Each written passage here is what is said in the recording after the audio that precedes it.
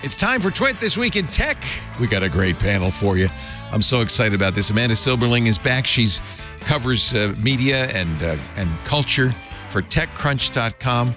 From CNET, their technology reporter, she's really great. Abrar Al-Heeti, and she lives in a pineapple under D.C. My favorite lobbyist, Shoshana Weissmann from rstreet.org. Lots to talk about, including why Mark Zuckerberg thinks the Quest 3 is better than the Vision Pro. We'll also talk about the 500 million euro fine Apple is facing, a French village that's banning scrolling in public, and why Sarah Silverman is just mediocre. It's all coming up next on Twit. Podcasts you love. From people you trust. This is Twit.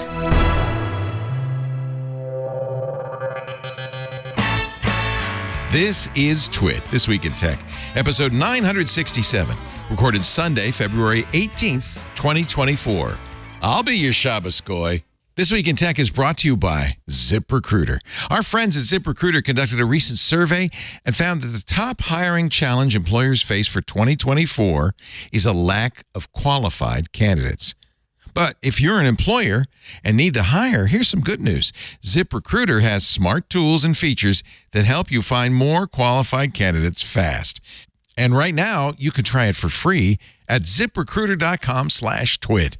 Here's how ZipRecruiter's tools and features help you find the best people for your roles. Post your job, and ZipRecruiter's powerful matching technology shows you candidates whose skills and experience match it.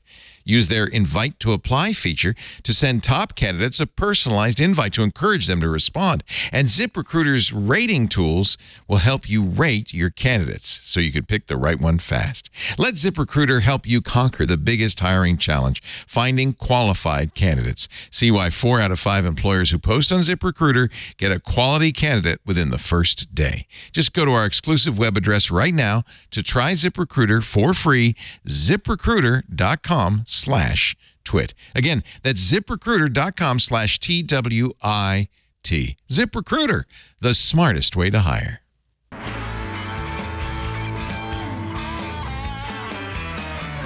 It's time for Twit, This Week in Tech, the show where we cover the week's tech news, and I sense a little excitement in the panel today. It's great to have everybody here. Shoshana Weissmann is here.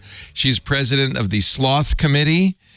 She lives in a pineapple under D.C., head of digital media at rstreet.org, and always a welcome member of our panels. Hi, Shoshana. Thank you for having me. SpongeBob is in a little bit better focus than you are. I don't know if that's intentional. Maybe that's just how you're feeling today. Yeah, I don't know. My camera doesn't seem to like me, but it loves SpongeBob. It's drawn to the yellow sponge. Great to have you, Shoshana. Also with us, let's see, I'll go from left to right here. Abrar Al-Heeti is here from CNET. She's been on many times before. In fact, Abrar is a regular on Tech News Weekly every month, so it's nice to have you Always a pleasure. here. Thank you. Back writing, back typing. Back to focusing on words and less on images. But yeah, just doing more of the stuff that I love to do. Well, we love having you on, so thank you for being here. And last but not least, another regular from Tech News Weekly, Amanda Silberling is here. She writes for TechCrunch, all about culture. Hello, Amanda. Good to see you again. Good to see you. And sorry I'm not in a more interesting SpongeBob locale. Actually, is this really your backdrop or is this a fake backdrop? No, this is my backdrop. You have a very nice apartment. Thank you. I moved recently, and before this, I had a tapestry that I had gotten in college, and that was behind my webcam screen. So I kept feeling like I was in college. So yeah. For a long time, I had the Farrah Fawcett poster and the Pink Floyd poster, but I decided to build a massive $1 million studio because that just didn't really give you credibility, does it? No, your apartment looks great. I love the beautiful stairs. Yeah. It's the kind of thing, if you wanted Zoom to come by and photo shoot it so they could use it as a backdrop, that they might. I mean, it really looks that good. I also did clean yesterday. So. Oh, there you go. All right. And a nice positioning of the electric guitar and the bass. That's nice. I like it. Yeah. So it wasn't intentional, but hey. We were talking before the show began. We were talking about the Meta Quest, the Vision Pro, and so forth. We've been talking a lot about the Vision Pro. You said you have a Quest 2 sitting on your shelf somewhere there. Did you see Mark Zuckerberg's video this week in which he says... see it, but I know about it. Oh, I saw it. I watched the whole damn thing in which it's kind of like, remember when, maybe you probably don't remember, but when the IBM PC came out in 1981, was that when it was? And Steve Jobs, who had head of Apple II and been making Apple II computers for some time, took out a full-page ad in the New York Times and said, "Welcome, IBM." Seriously. It's kind of like that. Like, maybe you ought to think there might be some competition there. Others compared this to Steve Ballmer's famous rant against the iPhone, saying, "Oh, no one will ever buy that. It's too expensive." Zuck was shot with a Quest 3, although it's a little deceptive because it's using their pass-through, which gives you a higher quality picture than you actually get on the pass-through. And the gist of it is, the Vision Pro's nice, but we're just the better headset, period, for a seventh of the cost. Agree? Disagree? What do you think, Amanda? I don't know. I mean, I haven't used the Quest Pro or the Apple Vision Pro. Well, he's mentioning the Quest 3. You have a Quest 2. Oh, the Quest 3. Yeah, the Quest 3 is cheap. Yeah, I mean, I definitely think there's it's just a different consumer base where there are people that will spend $3,000 on a headset and there are people that don't want to spend that amount of money. So I feel like it's kind of a self-selecting situation where it's hard to imagine someone deciding between the two because it's either in your budget or it's not. Good point. And I think when Meta said, it was probably Mark who said it, that we're going to be the Android to Apple's Vision Pro iOS. That's so funny. That makes sense. And he did at the end of his video slamming the Vision Pro. He said, he didn't slam it exactly, but kind of dissing it. He said, "Hey, we're the open platform and Apple's the closed platform. So, we like what we're doing." He doesn't like Apple. Yeah, well, I don't blame him. Would you? Yeah. No. When a couple weeks ago, he and 4 other social media CEOs were testifying in Congress, and he somehow managed to be able to throw shade at Apple while being completely just destroyed by the senators. And good for him, I guess. Didn't that feel humiliating, though? When was it Josh Hawley made him stand up and turn around and apologize to the fake? Well, they're not fake, but the real parents, but who were sadly being abused by Hawley and others as a photo op of kids who were damaged by social media. I felt so bad. I mean, I'm not a fan of Mark's, but I felt that was awful. It was humiliating. No, yeah, it's so weird how I feel like when I watch those Senate hearings, it actually makes me be on the side of the tech CEOs. Yeah. I'm in favor of the evil geniuses. I'm on their side because there's only one thing worse, and that's a congressman. Yeah, and the way that they were treating the CEO of TikTok was just blatantly racist. Oh yeah, you're Chinese, right? No, I'm from Singapore. Yeah, but you know a lot of Chinese communists, right? No, I'm from Singapore. I was dying at the meme of the King of the Hill meme. So, are you Chinese or are you Japanese? And that's such a good meme for it. Oh, Lord. I was sad I wasn't the one to think of it, but I don't know. I've seen a lot of unprofessional hearings, but that one was another level from any I've ever seen, which isn't great. It's not great, but the memes were pretty good out of the hearing. It's easy to take pot shots at Congress. They just kind of, it would be hard pressed to pick a not embarrassing public hearing. Anyway, Vision Pro has been very good for YouTubers. Marquez Brownlee, 23 million views. Oh no, this is Max Tech. Marquez had, I don't know how many millions of views. There's the most annoying part of using the Vision Pro. 8 days ago, 2.6 million views. It's almost, Vision Pro is a YouTuber welfare program, I think, to boost hits. There's a lot of content on there. 61 million views on the Introducing Vision Pro. Here it is. AI. This is Marquez. Anyway, very good for them. Did you, Abrar? Did you or CNET must have a Vision Pro lying around somewhere? CNET does have one. I haven't had the chance to sneak over to the person who has it right now to kind of steal it. I know they're like actually doing work and like shooting with it. So I'm like, once you guys are done, like I'll play around with it a little bit. But I think, the thing about this moment is this is really when we put the Apple effect to test, in the sense that there's this belief that when Apple does something, even if somebody else did it before, when Apple does it, adoption expands, right? And so we see that with Mark Zuckerberg now being like, well, yes, okay, Apple Vision Pro, everyone's talking about that, but like we have this too, and trying to kind of capitalize on the fact that everyone's now talking about mixed reality, virtual reality, and trying to kind of, draw attention back to these products that they had before. So, Meta could benefit from this. Apple's going to benefit more, of course. But it is really interesting to see how adoption will change now that Apple is in the game. Yeah. Or maybe it'll just fade away like everything else in this category has. And it's also the test for virtual and mixed reality, right? Yeah. Meta is betting on this clearly, considering the change of the company's title. But this is the moment when we find out, is it going to stick around? Apple's facing a €500 million fine in the EU for trust violations. This is an older case, not a Digital Markets Act case. It's an older case. So I think Spotify brought up. Spotify saying this is not a competitive platform on the iPhone. Apple has its own app pre-installed. We have to get people to install it. And then if we want people to buy music in our app, we'd have to give Apple 30%. So we don't do that. Apple, of course, doesn't have to pay Apple anything for buying music on its platform. I actually think this seems like a fairly reasonable antitrust fine. You agree, Shoshana? So I haven't had a chance to dig into this one yet, but just happened today. Yeah.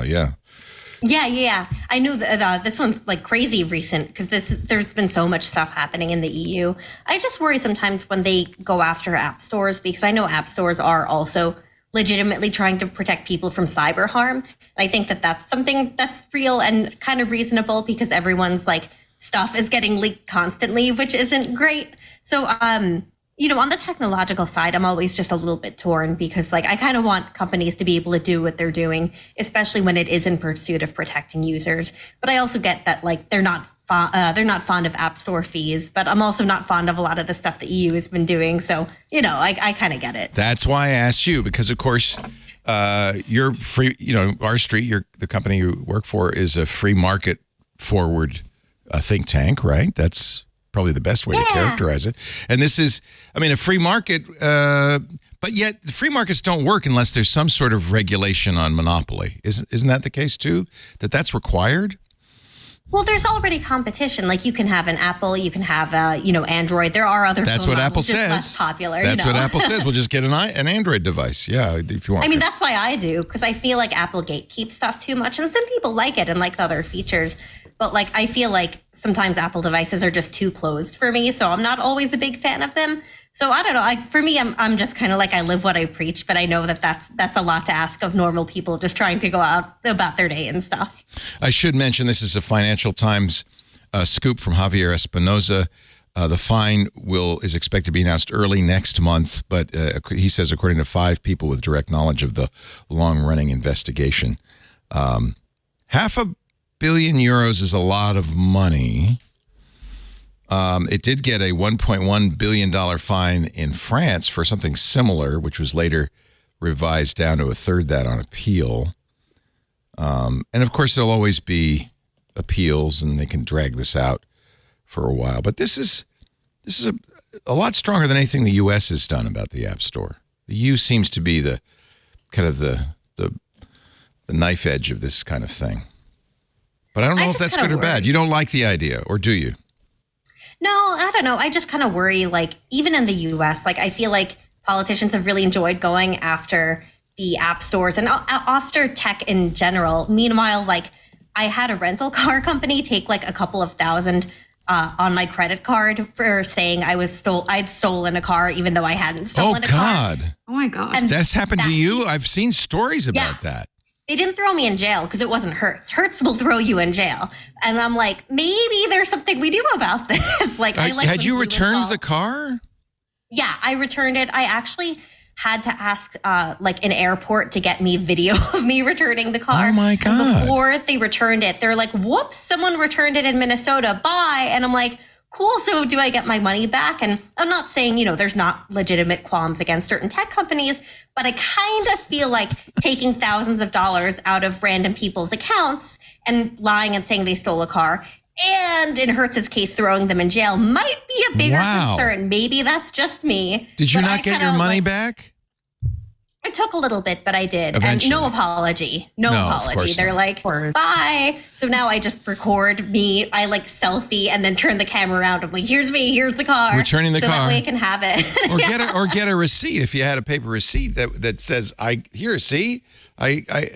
how could... If you return after hours, you don't get a paper that's receipt. Right. You just leave it there. And I had an early flight because I'm just an evil person who loves to vex car companies. But you want that old beat up Saturn. You want it. I want it badly. It was a nice car. It's like if I was going to steal a car, it probably would have been like something in that range. Shh, but, don't admit that. Don't admit that. All right. Abrar, what do you think? This is a reasonable fine? Will it change Apple's? It's certainly not going to change how Apple does business. Yeah, I was kind of reflecting on the fact that Apple's kind of been, companies like Google and Meta kind of get these things all the time. And I'm like, okay, it's interesting to see Apple now in this position. It's interesting just given the history with Spotify and how Spotify has kind of had to push back on a lot of things like, if I recall correctly, initially not being able to play Spotify on a HomePod or an Apple Watch. And then that's kind of slowly rolled back. But I guess it's assuring, I think, in the sense to have a company as big as Apple still be scrutinized as much as others. But I do agree with Shoshana in the sense that it feels like a lot of government bodies are just relentlessly going after tech companies. And it would make sense if they knew what they were talking about, at least US Congress people. And I feel like a lot of times they just don't. But I do think, to the EU's credit, there have been things that have benefited us just kind of globally. I do think, small things like, universal charging, USB-C, that kind of stuff, like small conveniences that are like, okay, this is good. So there can be good that comes from these kinds of things, but sometimes it's like, oh, you're really leaning into this, huh? It really brings out different points of view from different people. Everybody here and everybody who watches our shows loves tech. That's kind of what we're into. So I think the natural tendency would be to say, well, how dare they, tell us how to run our tech companies? They're doing a pretty good job. Obviously, people are buying their products. What are they doing, telling us what to do? And I understand that point of view, but I also understand the point of view that, but these companies have gotten pretty large, pretty powerful, and don't really seem to care much about, any of this stuff. And they just want more money and more power. And if government doesn't step in, I don't know who will. It's not like I'm going to go to court against Apple. Yeah. And I think a prime example of when I do want the government to step in more is with things like AI, where I'm like, if we don't act now, we're going to, have another Facebook/Meta situation on our hands where there is, all these privacy concerns. And so, I think that there is a responsibility upon the government to kind of act, but to also do your research and know what you're talking about. Yeah.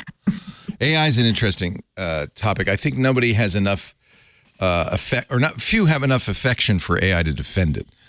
Whereas a lot of people will defend their iPhones to the death, right? Oh, yeah. So AI is probably more at risk than Apple is. Oh, yeah. There is a French village, I love this, that has voted to ban scrolling in public. Now, that's the kind of government intervention I can get behind. I agree. This is a small town called Saint-Port. That it's a small village, but they had a referendum, fewer than 2,000 people. They had a referendum last weekend, and it's kind of a suburb of Paris, and they voted yes to restrict smartphone use in public, banning adults and children from scrolling on their devices while walking down the street. I think a lot of us agree with that one. Or while sitting with others on a park bench, while in shops, cafes, eating in restaurants. Parents can't do it while waiting for children in front of the school gates. This is great. Those who might check their phone's map when lost instead are being encouraged to ask for directions. Oh my gosh, that's so funny.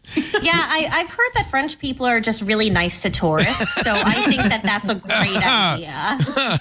I'll never forget leaving Notre Dame. It started snowing in Paris, and fortunately there was a taxi line there, and it was so great. We ran over to the taxi line, and the driver's got his galois and a paper, and he looks at us and he rolls up the window and says, "No!" And we had to walk home in the snow. But that, more of that is what we want. We want more of that. The village has also approved a charter for families on children's use of screens. No screens of any kind in the morning. No screens in bedrooms. No screens before bed or during meals. If parents of teenagers sign a written agreement not to give their child a smartphone before the age of 15, the town hall will provide the child with an old-fashioned handset for calls only. That's fascinating that this is real, but Yeah. I mean, I wouldn't want to be like sanctioned in that way, but I think it would be interesting to see, like, if they do this for a few years, like, is the overall mental health of the town better? But I also think it's a little ridiculous in certain cases where I think we all can agree that, like, if we're scrolling on Twitter while we're like eating dinner with friends, that's maybe bad. And we should be like spending time with our friends and not looking at our phones. But I think we know there's a lot of legitimate reasons why people use their phones, like looking at directions. And I also love the language of scrolling specifically. Like, is it only scrolling that's not allowed? Like, are you allowed to text in public? You just can't scroll. Here's a couple of posters that are in the town. They have a picture of a cell phone with a line across it, the universal stop sign. On the right, there's a guy and a girl on a park bench. He's looking at his Twitter. They got lots of blue birds, and she's looking at an actual blue bird. Oh. How symbolic. This How is like symbolic. a New Year's resolution made into law. It's like... That's very good. Yeah. That's what it is. It's a New Year's resolution made into a law. You're exactly right. And in fact, it's not enforceable. Police cannot arrest anybody or fine anybody because there's no national law against smartphones. Mm. And so it really is more like a suggestion. Maybe that's why they passed it. It's like, well, there isn't really any fine. We just feel like this would be a good thing.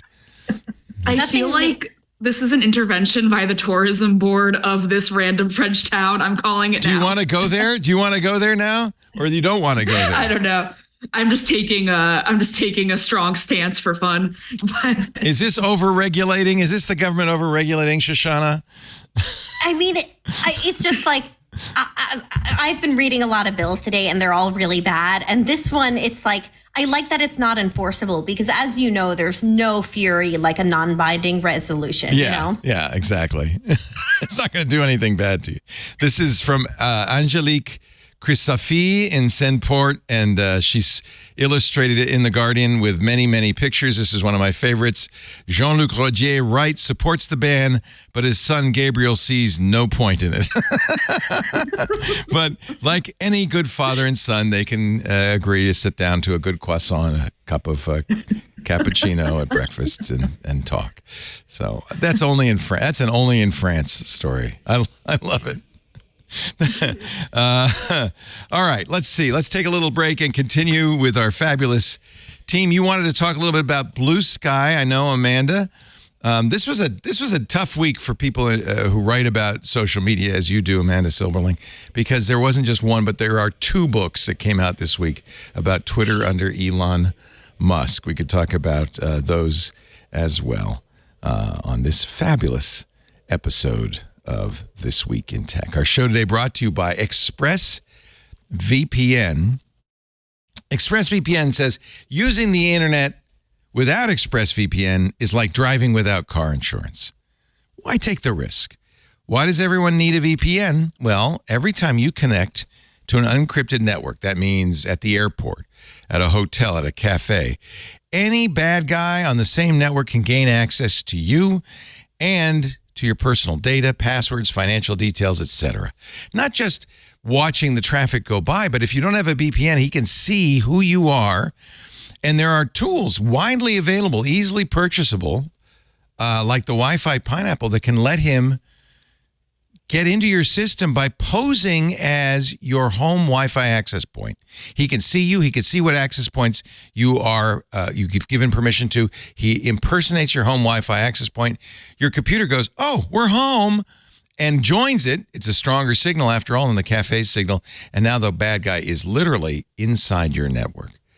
But this can't happen with ExpressVPN. It's like online insurance. It creates a secure, encrypted tunnel between your device and the internet. So bad guys can't get in. They can't look at you. They can't see you. They can't take your personal data. And it is, of course, super secure to take a hacker with a supercomputer more than 1 billion years to get past ExpressVPN's encryption. It's easy to use, too. All that complexity is hidden behind a simple app with a big button. You open the app, press the button, and you're protected. It works on everything you've got, on phones, on laptops, on tablets, smart TVs, routers. You could put ExpressVPN everywhere. And it's so fast, you could actually put it on your home router. I have.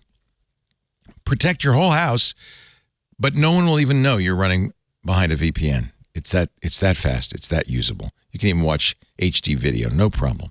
Secure your online data today by visiting expressvpn.com/twit, expressvpn.com/twit. 3 extra months free with a 1-year subscription. That's the best deal, less than $7 a month. expressvpn.com/twit. We thank them so much for their support of This Week in Tech. So there were 2 Twitter books this week, competing Twitter books. One by Kurt Wagner. The names. I want to get the names right because they're both. I mean, you kind of can tell what they're about just by the name of the books. Zoe, is it Schiffer wrote? Oh shoot! Now I don't have the names in front of me. I'm doing this off of my memory, which is always a risky proposition. Kurt Wagner Twitter book is called Battle for the Bird, with the subtitle, Jack Dorsey, Elon Musk, and the $44 billion fight for Twitter's soul. And then Zoe's Schiffer's book, so there is called, tell me if you know, because, Extremely Hardcore. Coming from Elon's memo, saying you have to be extremely hardcore inside Elon Musk's Twitter. We were talking before the show, Amanda, and you said, I don't know if I want to read one book about Twitter under Elon, let alone 2. Yeah, well, that's coming from the perspective of someone who has written a lot about Twitter under Elon. Oh, God, I've talked about him incessantly for a year. Yeah, so I think for people that are not tech journalists who have not been extremely tired of Elon for the last year and a half, I'm sure that these are great books, and I think these are both great reporters. I guess judging by the titles alone, it seems like maybe Extremely Hardcore inside Elon Musk's Twitter feels more like about the culture, whereas maybe Kurt Wagner's is more about the business aspects, but I'm just guessing. But I don't know. Good for both of them. I just don't have the energy to read them right now. I subscribed to Zoe's platformer, Zoe Schiffer and Casey Newton, from the beginning, from the day that Elon came in with his sink and took over Twitter, because they had the absolute best inside coverage. So I'm sure this will have a lot of great inside details. But Kurt Wagner writes for Bloomberg. He's been covering the same story. So it's going to be an interesting battle. There's excerpts from both, and I suspect a lot of the same anecdotes. Somebody should take them and do a diff and just figure out what the differences are between the two and make that a book. And then, That'll be my book. and you can read one book that gives you the unique perspectives in both and eliminate the stuff we already know about. This past week also was the week that Bluesky became public. You had to have an invite up to now. I'm still stuck with 6 invites if anybody wants one, but you don't need it. You don't need it anymore. Bluesky was Jack Dorsey's idea. I think, some of it came from when Jack was CEO of Twitter and realized that he was under pressure from, politicians, from the government, from hate groups, and just decided, it'd be so much better if it weren't one company and one person running that company, but if it were somehow distributed so that no one person would be responsible for it. He funded, I think with $15 million, the Bluesky initiative to come up with a protocol. Unfortunately, there was already a protocol called ActivityPub that it did much the same thing, but he wanted a new one, so there's a new one. And Bluesky has been around for more than a year, but is now officially public. Do any of you use Bluesky and like it? I know you're a big Twitter user, actually, still, Shoshana. Yeah, I'm on there a lot. I always like Jack's idea because I do like the idea. I'm the level of dork where I'm not sure how to make protocols like that, but I think it's a cool thing that he was doing it. Yeah, but I agree. My concern was just always, I think he wanted to make normies feel safer online, which is a good goal. But you don't do that through, hey guys, here's a protocol. Like, download and feel better. And thank God. No. It's safe. We're safe now. There's a protocol. They did create Bluesky. In fact, it's only now that even the idea of federation has started to be broached. But so you don't spend any time on it, Shoshana? I need to get back on it more. I was on it for a bit and I really liked it. And there were actually some elected me too. officials. Yeah, same thing. Yeah. I think we all do the same thing, right? Oh, that's cool. Yeah, and different people interacting too. Like there were electeds I couldn't reach on Twitter, but when I Bluesky'd them, they would respond. And I'm like, that's cool. Like that's worthwhile. I need to do it. That's a terrible proposition, though, to say that, I've got a post. In fact, Jeff Jarvis on This Week in Google does this. He'll make a post on Twitter and then copy it to Bluesky, to Threads, to whatever else weird stuff he's on. That doesn't seem like a good solution either. Abrar, do you use either Bluesky or Twitter? I think use is a strong word for Bluesky. I do. So Twitter for me, honestly, I've started to pick up on it a little bit more lately just because my entire For You page is memes and that's all I go It's good for memes. It is good for memes. Yep. And so Threads doesn't really have the memes that speak to me. And Threads is very all people do is talk about Twitter/X. And I'm like, okay, this is not why I'm here. That's really sad. So it gets kind of annoying after a while.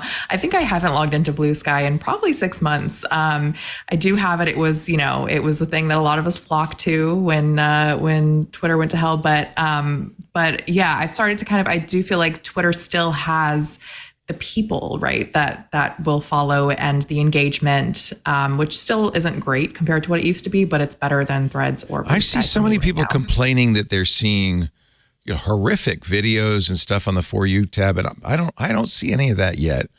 Some people clearly do, right? Yeah, I've heard that a lot actually. And you haven't seen it either? I haven't, but I do hear that from friends and family because there are a lot of horrific things going on in the world. But mine is literally just the stupidest tweets, just the most useless but hilarious garbage. It's great. It must be tied to what your account has posted in the past and who you follow. Yes, and maybe it's newer accounts that are seeing the horrific stuff. Look at what's on my For You page. Shoshana Weissmann. When you're an adult looking for a specific chord, I finally found it. Also 40 other chords and 2 fire sticks. That's good. I like it. Nice the chord I was looking for was for this. It was the Ethernet to do the Mac show. Chord. Yay. It was under my thing, but I was going to feel so bad if I'm like, hey guys, I know I told you it was fine, but I don't have the right chord. I would feel so guilty. I do have 2 fire sticks though, if you need it. Well, you did find it, right? Good. How about you? Who am I missing? Me. Yeah, Amanda. You have to do this for your business. So you write about social media. You probably are on all of them, right? Yeah, I've been on Bluesky a good deal in the last 2 weeks. I've been writing about Bluesky like constantly because I don't know, a lot of interesting stuff is happening on there, in my opinion. I think I'm really interested in like the cultural differences between Bluesky and Mastodon, because I think that a lot of the things that some people don't like about Mastodon, Bluesky solves, but I also think that neither platform really has like enough adoption to break through to the mainstream yet. But I don't know. I would love to see like a future for decentralized social media. I think there are risks in terms of, I'm particularly worried about content moderation on decentralized social media, in the sense of like someone can start a Nazi server and you can't really take it down if it's a decentralized platform. But then I think centralized platforms have lost our trust 1,000 times over. But I don't know. I've been enjoying Bluesky. I think it's nerdy, but in a different way than Mastodon is nerdy. It's funny how these each get their own personality. I run, Twit has its own Mastodon instance, twit.social, which I am the sole moderator of. So I understand what you're talking about, moderation. But on the other hand, as an individual, I can make this be exactly how I want it to be. And I know what our audience is. I know who's on our Mastodon. So I kind of make sure that that's exactly what they would want. But it has a very nerdy, even, just generally has a very nerdy kind of appeal. Bluesky, I'm trying to figure out. It seems much lighter and happier, but not quite as light and happy as Threads, which seems the silliest of them all. Is that what you see? I don't.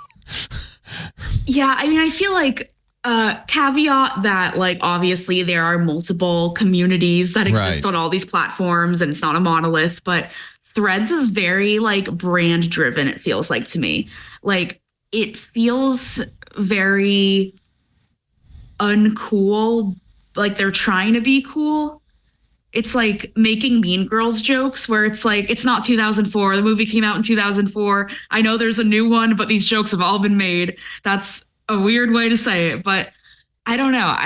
You know what that means to me? What I get from that is that people are trying too hard to be funny. They feel like, well, if I'm on Threads, I got to make it. It's got to be light and funny, right? Is that maybe?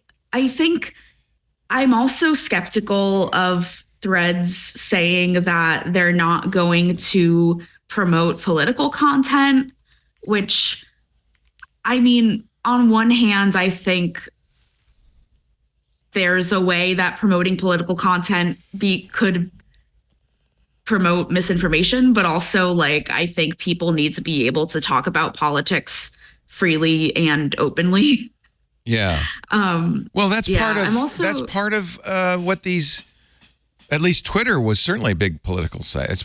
And that's why you're there sometimes, Shoshana, right? And it is part of the conversation. It feels artificial to say, well, you could talk about anything but religion, sex, and politics. Don't talk about that. Well, what are you going to talk about? And it's almost like saying, well, we don't want to moderate. So incidentally, I don't know if this is true, but I saw some claim that climate change is also considered political. And so no conversation about climate change is allowed on Threads. I don't know if that's true or not, but that's an example of why that kind of blanket decision is problematic, right? Political, like when you say something's political, it's like then, okay, everything is political because at a certain level, it kind of is that way. And I feel like that's something that's often lost in these debates. Even from like an ads perspective, like when I'm doing Google ads, I just had some stuff flagged for our street as gambling. I can promise you, we don't like do gambling stuff. Like we don't have gambling at our think tank, but like at a certain level, everything's political and then the filters become hypersensitive. And if you limit conversation like that, you end up limiting it really, really broadly. And you also eliminate a lot of the good jokes. You end up getting mean girl jokes. I found it fascinating how I think because Mastodon has been around for like 5 years longer, there's this very established culture of how you interact, how individual servers interact, like when do you use a content warning?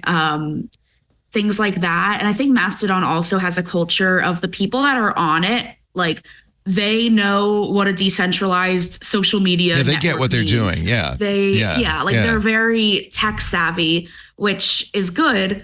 But I think Bluesky, like the CEO, Jay Graber, has been saying that she wants for Bluesky to be somewhere where if you're into the background tech stuff, cool, but you can also just make an account and like post how you would post on any other social network, and you don't need to do any like complicated tech things. And I think that's a really smart move, because I think that most people that are using social media aren't thinking about the underlying protocol. Then what I also find only really nerdy people even know that there is such a thing as a protocol, right? Yeah. And something I also wrote about this week was there is a developer who's a third-party developer who's trying to make a bridge between Mastodon and Bluesky. Yeah. And there was a lot of like, this is like super, super niche internet drama, but I thought it was super interesting because it's like, it represents a more ideological debate in social media where, so the Mastodon people were upset that this developer was trying to bridge Bluesky and Mastodon because a lot of people on Mastodon are there because they were treated so horribly on Twitter and other platforms. And so they're very sensitive, and rightfully so, about like who is seeing their content. What does it mean if people on Bluesky are seeing their posts that they're not expecting to see them? So then this issue of consent came up in terms of like when you're bridging these two networks, even though you can do that because it's open source, like people were mad because the bridge was supposed to be opt-out only. But then they want people to be able to opt in. Remember how angry so many Mastodon admins when Threads said, well, we're going to federate. We're ActivityPub. And I was really shocked. I mean, as an admin, I thought that's great, because then a news organization that doesn't even know what Mastodon is, but is on Threads, I could follow it on Mastodon, and that adds to the value of Mastodon. I didn't really understand the objections of that. In fact, if I were Threads, I'd be much more worried about Mastodon intruding on Threads than I am as a Mastodon admin. But so many admins didn't like that. I'm sure they don't like a bridge to Bluesky. They just want to there's a certain number of people in any social network that just say, we only want our kind. In fact, I remember, was it 93 when AOL opened up to the use groups in the internet? And it was they call it the endless summer, because all these real people joined from AOL, joined the internet, and all the internet old timers are going, oh, it's going to ruin the internet. Real people, run away. I think that happens every time, right? You want to kind of keep your, but in a way, that's what's so great about a centralized place like Twitter is everybody's there. I think we really lost something, frankly, with the demise of Twitter. There is a reason why centralized is better, right? There's a town square. Yeah, I agree. I think, I haven't seen anything that replicates the experience of something breaking and then you go to Twitter to find out about it, right? Right. And that's where you would find all the articles, all the people weighing in. And now you have this very fragmented experience where you'll go on Threads, you won't really see anything that timely. And then, you can go to the other platforms, but not everybody's on them. And then, you go to Twitter, you could kind of dig and find it, but it's not really at the top.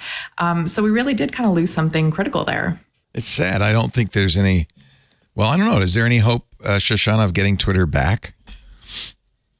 I don't know. It's weird because my experience has been very strange. Weirdly, the algorithm kind of favors me now, which I keep seeing you in my For You feed, by the way. Right? Like, this is so weird. And I don't know why, because I criticize Elon plenty. Like, it's not my thing, but when it is a thing I want to say, I'll like say it and stuff. But it's so strange. So I think, I don't know, if he sold it to someone who didn't suck as much, I feel like it could really bounce back, but I don't know I don't think anyone understands what his plans are, so I'm not really sure. But it's kind of still there. It's hanging on, and I feel like you just got to get someone normal in charge. I think we thought it would be gone long before now, Yeah. right? We thought this is... I thought so. Yeah, he's driving into the ground, and it survived quite well. Remember, we thought that technically it would just... He fired everybody who knew how to run the place, and there's no way this can continue. It's fine. By the way, I just have a question for you, because this is one of your more recent posts, Shoshana. Me reading bills, and then it's an Indian chief, and he's got a tear. Now, I know the source of that image, but I'm wondering if you do. Yeah. He's an Italian guy. I only learned about that a couple of years ago. That's why I'm okay using the GIF. It was an anti-littering campaign. And it's supposed to be this great Indian chief looking at what you've done to my land, but he's Italian. It's actually wild. When you see it, you can kind of see him in The Sopranos, really, if just a little change a little bit of the hairdo. And it's so funny when I see something like that, because I'm old enough to remember that ad campaign. I know you're not, for sure. You weren't bored till 30 years later, but you do. I'm glad to know you know the genesis of the memes. Oh, thank you. Yes. You got to know the meme genesis. You got to know. See, I didn't know the meme genesis, and now I do. Now you do. You didn't know? I just wasn't familiar with that meme. So is that a this meme? is the first time I've seen it. Oh, okay. Well, let me see. Know, Knowyourmeme.com. Do people still go there to find out? Yeah. No, Know Your Meme is like really good and really quick. Like, I don't know who works there, but they do good work. It's like a detailed record, like the history. It's the history. Yeah. Let me see if I can. I had a guy who, like, he was being weird to me, and then he was telling other people, like, how high his IQ was. And oh my God, Lord, that's the worst. It became a meme, but I don't know how they found it. Like, I was so impressed that they had it, and I was honored to be a part of meme history on Know Your Meme, and that was, like, a really big moment for me. I think it was very nuts, but it was still fun. Yeah, it was that, like, it's some kind of, like, Elon Musk adjacent, for lack of a better word, guy whose Twitter says that he's 6'1" and his IQ is 182. And then I'm like, I don't understand. Like, my joke was, should I change my Twitter username to Amanda Silberling, 5'1.5"? My mom wouldn't tell me my IQ when I asked. I want you to do that, please. I had like a moment when I was in middle school where I was like, I want to know my IQ, because I was IQ tested as a child for but your mom wouldn't tell you. Yes. Yeah, she wouldn't tell me. But for some reason, she told me that my brother's is higher. Oh, that's terrible. Like, why would you tell me that? Oh, that's the worst. My mom wouldn't tell me either. But it's probably better not that you don't know. Yeah, I mean, as an adult, unlike this person on Twitter, I can understand that IQ is a flawed metric of intelligence, and that there's a lot of things that go into your intelligence as a human. Is he a reply guy? Is that a reply? What's a reply guy? Because I see that a lot too. Oh, a reply guy is like, just like if you have a follower who just replies to like all of your tweets. Okay. And like, it doesn't necessarily mean that they're like mean. Like, it could just be someone being like, good thought, Amanda. And I'm like, cool. Like, I don't know. Yeah, it's I guess constant and kind of excessive replying, right? More than necessary. Are they hitting on you, or or they want your friendship, or there's something going on, right? I think it varies. It like sometimes you get a bunch of people replying, like my former colleague Morgan Sung, her like header on Twitter is someone replying to her saying, I follow you because you're hot, but I have no idea what you're talking about, which I think kind of represents that's a reply the ethos guy. of the reply guy. Yeah. Here from 2018, Emlyn Crenshaw's reply guy constitution. This was in McSweeney's. We, the reply guys of Twitter, in order to form a more perfect internet, establish dominance, ensure our sense of superiority, provide our every 2 cents, promote our general welfare, and secure the blessings of our mental agility to ourselves, our posterity, do ordain and establish this constitution for the Guild of Reply Guys. If you want to be a reply guy, you got to read this. That's beautiful. I love the internet sometimes. All duties herein secured shall be primarily exercised on Twitter posts of those who need reply guy expertise, most women. Both those we know personally and those we have never met. With respect to other men on Twitter or for those whose gender identity falls outside the binary, we shall largely ignore them. Unless we find ourselves sexually attracted. Like, I don't mind a reply guy who's just like saying like normal things, but just doing it a lot. Cause like, I don't know, like it's social media, you can say things, but like I've had reply guys that explain the joke to me that I'm making. And I'm like, yeah, I know I made the joke. Yeah. That's mansplaining. That one I know. Yeah. 'Cause my wife tells me I do it all the time. It's one thing to mansplain, but it's one thing to mansplain to me the joke that I tweeted. That you made, but inevitably, mansplainers are explaining to somebody who is an expert, right? That it's inevitable. Inevitable.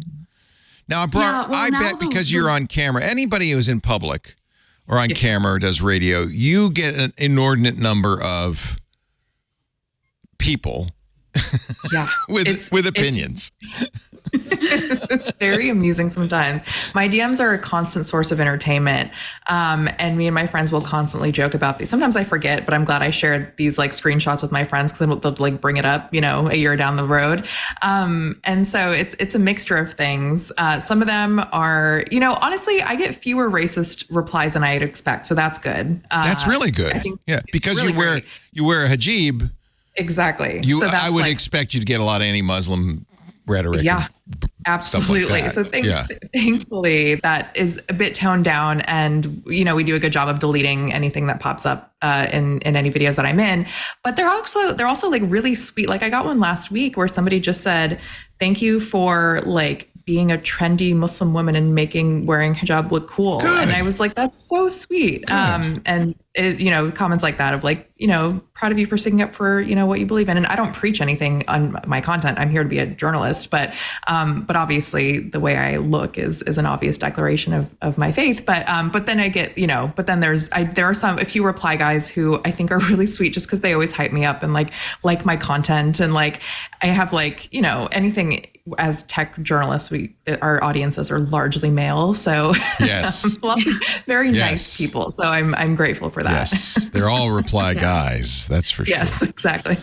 This is. Go ahead. I've noticed a similar thing where, so in my Twitter bio, I have my pronouns she, her, and then a Jewish star because I'm Jewish, and that's just like a way of being like, yep, I'm here, I'm Jewish, whatever. And sometimes I get like emails from people being like, nice pronouns in your bio, loser. And I'm like, but they're not making... That makes no sense. Oh, yeah, man. Pronouns. But like they make fun of the pronouns, but then they don't say anything about me being Jewish. And I'm like, whoa, this is progress. Either that or they're not too bright. They're not paying attention. Yeah. Yeah. Well, I think a lot of what you do on any of these social media is identity based, right? That's kind of what you do on these is you express your identity, which is why it's a little risky, especially if you're a woman or Muslim or Jewish. That would be more risky because there are people out there who hate those kinds of people, I guess. I think, and I think the most beautiful thing about it is the most important thing about having diverse newsrooms is that you have diverse viewpoints. And that doesn't mean that anyone is preaching and we shouldn't be preaching as journalists, but it's you bring a viewpoint that someone didn't have before. And you're able to just kind of discuss things with a variety of people who think in different ways. And, of course, there are going to be people who push against that, but you'd be surprised how many people, like I've had people from other faith groups reach out to me with stories about, covering something that they're concerned about because they've seen how I cover things that I'm concerned about. Right. Good. And so that's just the beauty of it is this kind of like interfaith, relationship you have with readers. And it's a really beautiful, it's a privilege first and foremost, honestly, is what it is. It cuts both ways. When you express yourself and who you are and what your identity is, it cuts both ways. It can both be a way to begin a conversation. See, I'm safe because I'm a cis white male, old cis white male, baby boomer. Pretty much that's okay. But expressing your identity, I can't compare my experience to any of yours, obviously. But back when we were started doing the tech TV and nobody had really come out as a nerd. There was a moment there early, in the mid 90s or late 90s where all the nerds went, oh, we're all here and we're actually pretty powerful and there are other people like me. And that was a great feeling. Yeah. So I have a little bit of that, but I don't obviously have anything near your experience. It's community, right? It's community.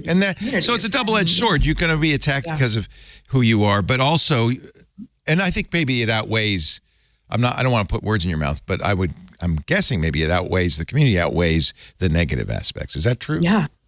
I think that's absolutely true. I think it's this idea that we can all be unified with this common interest in tech. And you'll see my byline and you'll be like, oh, that's a weird sounding name, but it doesn't affect the fact that I wrote about something that you read and cared about, or that you watched a video that you were interested in. Right. Ted Koppel, who was a newsman long before any of you were alive, but he was an ABC newsman, he called it the Vanna White effect. And I think he maybe was wrong on this. He said everybody likes Vanna White because nobody knows who she is or what she represents. We don't know her politics, so people project on her who she is. But how much less rich of an experience do you have when you keep your head down and don't say who you are than compared with the risky but rewarding standing up and saying who you are?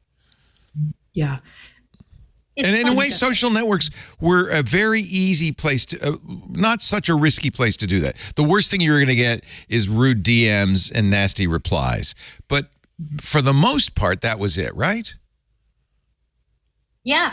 On my end, it's really funny. About 10 years ago, I started realizing that the more honest I was about who I am, and not that I wasn't, that I was dishonest. I just didn't bother to say a bunch of stuff. But then I realized people liked hearing about my sewing and my hiking and my now 11 autoimmune diseases. Yeah, and then I know who you are now from that. Being like, yeah, isn't that cool? Like that you can gain stuff by just being yourself. It's and parasocial, also, right? That's the parasocial relationship. Yeah. It's amazing. It's just incredible that we have this. It's also why I defend social media so much, because I'm so afraid of government cracking down on the stuff that allowed me to grow into who I am. Yeah. Yeah. And I think we're seeing that a lot with just personalities. So when it comes to YouTube personalities, TikTok personalities on Instagram, you don't just follow every news organization is feeling this right now. Okay, how do we get people interested and engaged? They don't really care that much about your brand name as much as people used to. They care about the people that you have and the personalities that you have. And so that's why a lot of journalists were encouraged to bring that personality, to the table. So people are watching you because you are a persona, or people are reading about you because they follow you on your socials and that's how they found you. And then they will follow you as an individual who works for this organization and it benefits the organization. But we are encouraged to kind of bring our personalities kind of to the forefront, which is really cool. I think it's much better. I mean, I know that Vanna White's had a great career and everything, but nobody loves Vanna White. Yeah. Everybody's okay about Vanna White and kind of knows who she is, but nobody loves her. Nobody hates her either. Yeah. They go together, I guess. And I would say it's far better to say, I've always been kind of stupidly open about myself on the air. And I think it's better in the long run. By the way, Amanda, I love it that you have pinned a Reply Guy's tweet to your Twitter. Oh, that's not a Reply Guy. That's a coworker. Oh, okay. All right. But it could be. That's this is such an Amanda story. I have no idea what she's talking about, and it sounds fascinating. I love that. Oh, it's a colleague. Yeah. Oh, well, never mind. No, it's internally in TechCrunch, we have a place where when we're working on a story or have a story idea, then you just post oh, that's hysterical. Hey, I'm writing about this thing. And so sometimes I'll post things and I'll be like, I know nobody knows what this means, but here's this weird internet thing that's happening. And then you have Ron Miller in the tweet who's like, an older enterprise reporter. He's great, but like different demographic than me. And he's like, I don't know what you're talking about, but I'm sure it'll be interesting. Yeah, Ron's great. I should have recognized his name, darn it. That was. By the way, don't think, I know it says I'm not following you, Amanda. That's true. I'm not. But I don't want to send a signal to Twitter that I am in any way engaged. I mean, they know that I guess they know that I'm reading it. But if I follow somebody, so I haven't pressed any buttons on Twitter for a year and a half. So don't take it personally. I just want to say that. I would be. It's all good. Like on Shabbat, my friends scroll in front of me and I'm like, don't press any buttons. I don't want to do anything. I just want to see what's going on. So wait a minute. Let me get this straight. You're allowed to look over somebody's shoulder. You just can't. Yeah. You can't do anything. According to the pure text of the law. Yeah. How interesting. So you could watch somebody cook dinner, but you couldn't cook dinner. Right. There is some theory you can cook, like if the sun's heat is enough. My dad and I like finding loopholes. We'll just like dig into random possible loopholes for Shabbat and stuff. Well, I'm going to put a wire around my computer that will allow me to click on buttons on Twitter without getting any attention from either Yahweh or Elon. And sometimes I get confused about who is whom. I probably am following you, Shoshana. I probably followed you before I got off Twitter. This is by the way, this from Threads. This is the epigram at the beginning of Zoe Schiffer's book about Elon Musk. She quotes Drill. I know, isn't that's so great? If the zoo bans me for hollering at the animals, I will face God and walk backwards into hell. That's at Drill in a nutshell. And that's probably what's missing from Threads is Drill. Yeah, well, Drill is on Bluesky, and I put this in an article I wrote because I genuinely think it was important enough. But I genuinely think a good signal for Bluesky is on the day that they opened to the public and were no longer invite only. Drill tweeted something like, I don't recall letting the elders open the gates to Bluesky, or like something like that. And like, if you have Drill on your platform, you're kind of halfway there. Yeah. Not tweeting, but yeah. What's his handle? It's not Drill. I don't know. I can find it. Oh, wow. But he's there. Oh, it might also just be that Bluesky search is not always the best. Yeah. Oh, yeah. It's just drill.bsky.social. Oh, well, that's easy. Yeah, but he's posting. He most recently posted 15 hours ago. Oh, there I don't know. I guess that is an interesting point that the people that are on platforms can really boost the platform. And it reminds me of Be Real recently started letting celebrities and brands have Be Reals that like normal people can follow. And I find that super simultaneously weird and fascinating because the whole premise of Be Real is that you're connecting with close friends that you already know. And then, what brands are on Be Real? I don't understand isn't that completely contrary to what Be Real is all about? I don't get it. Yeah, I think that they're going to have sort of a crisis of oh no, we actually need to monetize now because our venture capital is running out. And yeah, I also think their viral moment has really passed. Like I was using Be Real pretty heavily when like in last year when everybody was using it. And now they still claim that they have like 20 million daily active users, I believe. I'm just remembering that off the top of my head. But like, I don't think that's true. Yeah, I mean, not to call them out. I'm sure that's what they've said. But anecdotally, I feel like a lot of my friends that used to use Be Real all the time, now none of us are using it. I'm even surprised to hear you say the term Be Real. I didn't even know they were still around. Oh, yeah. No, they had their 15 minutes like last year. Yeah. And my silly inside baseball on the whole situation is that they refused to do press while they were going viral. I remember that. Which I got turned down also. Yeah. Oh, wow. Yeah. And because they were real, I man. invited them to speak at Disrupt when I like met with the founders one time when they were in the States. And my like goal going to this meeting was I was going to invite them to come to Disrupt. And then I invited them and they were like, oh no, we're not really doing press right now. And then their publicist was sitting there and I felt like smoke was coming out of her ears. Yeah. It's funny. There should be a term for this. I was just checking. I still have Be Real on my phone. There's some sort of there's got to be a term for the archaeology of your phone. Apps that you haven't used in ever. But they're still there. They still kind of haunt you. Do you have that experience? Yeah, I have that experience when an app offloads. Right. And then it'll be an app like something like the CVS app. And then suddenly I need to log in to like get a coupon. Yes. Oh, thank God I have a login to CVS. I have a CVS account because I was trying to buy a PlayStation 5, I think, many moons ago. And I created Walmart. I created every company in the world's accounts just so I could try to get the PlayStation 5. Wow. Imagine buying a PlayStation 5 at CVS. They have everything. Whatever you need, they got it. All right. I'm going to get your prescription. I'm going to do something I don't usually do, but I'm going to delete Be Real. I'm sorry. I have it on my phone right now, too. I just realized I haven't opened it in like a year. That was the one where you take a picture of yourself and then it takes both cameras of where you are. Yep. And then the thing that was weird is it would then every day, some random point in the day, say, time to take a picture. And you're supposed to do it, right? No matter what you could be on the toilet. It doesn't matter. You're supposed to do it then, right? Yes, but you don't have to. So, well, I felt like I had to. I think there was like, peer pressure to do it. Otherwise, you look fake, honestly. Because I feel like I had too many friends who were like, let me wait till I hang out tonight. And that's why I was like, I'm not doing this anymore. You're all fake. I'm hanging with Abrar Al-Heeti.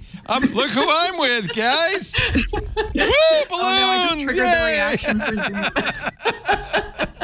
So funny. Oh, my God. It would be funny, though, if like Apple joins Be Real and all they post are like pictures of worms and mouths about to eat an apple. Like, I feel like I would laugh. See, this is why you're a meme machine, Shoshana. You think in memes. I totally think in memes, which makes scholarship really fun. Like, you know how like Scalia used to like cite fun things? I've cited some weird stuff. I can't even remember. I've cited King of the Hill in like official documents. It's so much fun. Oh my God. Yeah, that's the joy of writing is being able to cite like really absurd things in a formal document. I like when lawyers have fun writing bills. Like Mr. Beast, who is like the most famous YouTuber, sued a ghost kitchen because the ghost kitchen that he was working with for Mr. Beast Burger, which was his burger chain, was apparently just doing a really bad job. God, they were awful. There were articles about how bad the Mr. Beast burgers were. Yeah, and the lawsuit opened with like when Joe DiMaggio was asked how come every day he puts in 100%. It's because he knows that somewhere in the crowd is a kid watching him for the first time. And that's how Mr. Beast feels about YouTube. Oh, my God. I love that. I love that so much. It's different, but I will say, when I work on social media legislation and problems, every single time I'm like, here's how this would destroy all trails. Every single time. And all trails never responds. If I ask them stuff like, hey, do you guys have data on this? I'd love to share. They ignore me. But then they're like, oh, we like your hiking photos. And then they will never talk to me if I'm like talking about a bill. It's so funny. You love all trails though, right? Love all trails. Yeah. I love them. They're spectacular. And I don't want social media regulation to destroy all trails. It's magical. And we should be defending all trails at all costs. That's a good slogan. Yeah, right. All trails at all costs. Yeah. I'll get a bumper sticker for that. But how would regulation hurt? Well, I guess probably all trails, if Section 230 disappeared, would not be able to have comments on their age verification one too would affect all trails. And I don't want them dragged into court because a kid's on there for 5 hours. It's like I'll spend like 6 hours a day on all trails sometimes mapping out stuff. Kids should map out stuff on all trails, and I will stand by that forever. Yes. But it is after all just about hiking, right? Yes. I mean, it's not You want to talk about KOSA? Let's pause, Abrar, because I could tell. I think you want to talk about KOSA. We probably should talk about read KOSA. my mind. Yes, I could tell. We're going to take a little break, and when we come back, lots more with what a great panel. So fun. This is kind of my idea of a great Sunday evening to just hang out with Shoshana. Shoshana Weissmann, head of digital media at rstreet.org. Abrar Al-Heeti, who is a tech reporter at CNET, and Amanda Silberling from TechCrunch. Like 3 people you just would like to hang with and talk about memes with. But I'm afraid we're going to have to talk about some news too. So we'll do that when we come back. You're watching This Week in Tech. This episode is brought to you by Panoptica. Panoptica, Cisco's cloud application security solution, provides end-to-end lifecycle protection for cloud-native application environments. It empowers organizations to safeguard their APIs, serverless functions, containers, and Kubernetes environments. Panoptica ensures comprehensive cloud security, compliance, and monitoring at scale, offering deep visibility, contextual risk assessments, and actionable remediation insights for all your cloud assets. Powered by graph-based technology, Panoptica's attack path engine prioritizes and offers dynamic remediation for vulnerable attack vectors, helping security teams quickly identify and remediate potential risks across cloud infrastructures. A unified cloud-native security platform minimizes gaps from multiple solutions, providing centralized management and reducing non-critical vulnerabilities from fragmented systems. Panoptica utilizes advanced attack path analysis, root cause analysis, and dynamic remediation techniques to reveal potential risks from an attacker's viewpoint. This approach identifies new and known risks, emphasizing critical attack paths and their potential impact.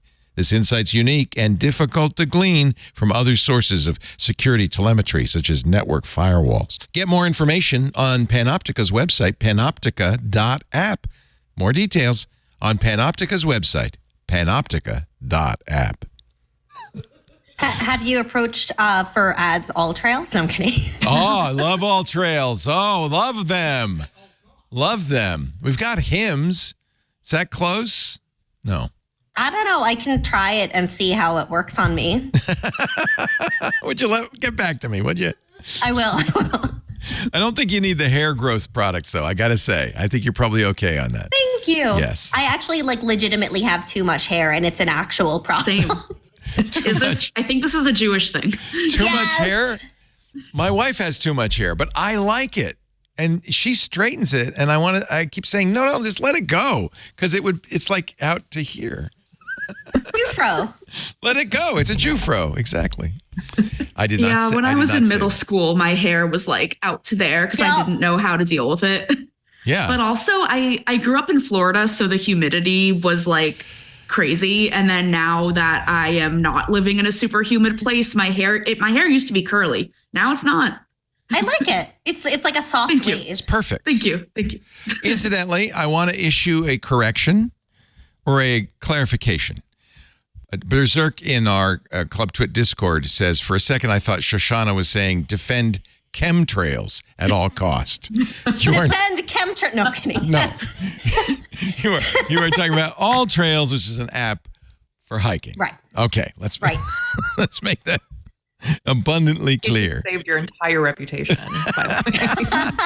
That was a crisis averted. All right. KOSA, the Kids Online Safety Act, which now has 60 supporters in the Senate. It now has enough votes to pass in the Senate. Supported by 2 odd bedfellows. That's Marsha Blackburn, Republican from Tennessee on the left, and Dick Blumenthal, Democrat of Connecticut on the right. You couldn't get farther left and right on those two. But they both want to protect kids online, except it doesn't look like KOSA would actually do that. Abrar, did you want to kick this off? I can tell that Amanda and Shoshana are very I was watching Everybody Shoshana has something to say on this one. Yeah.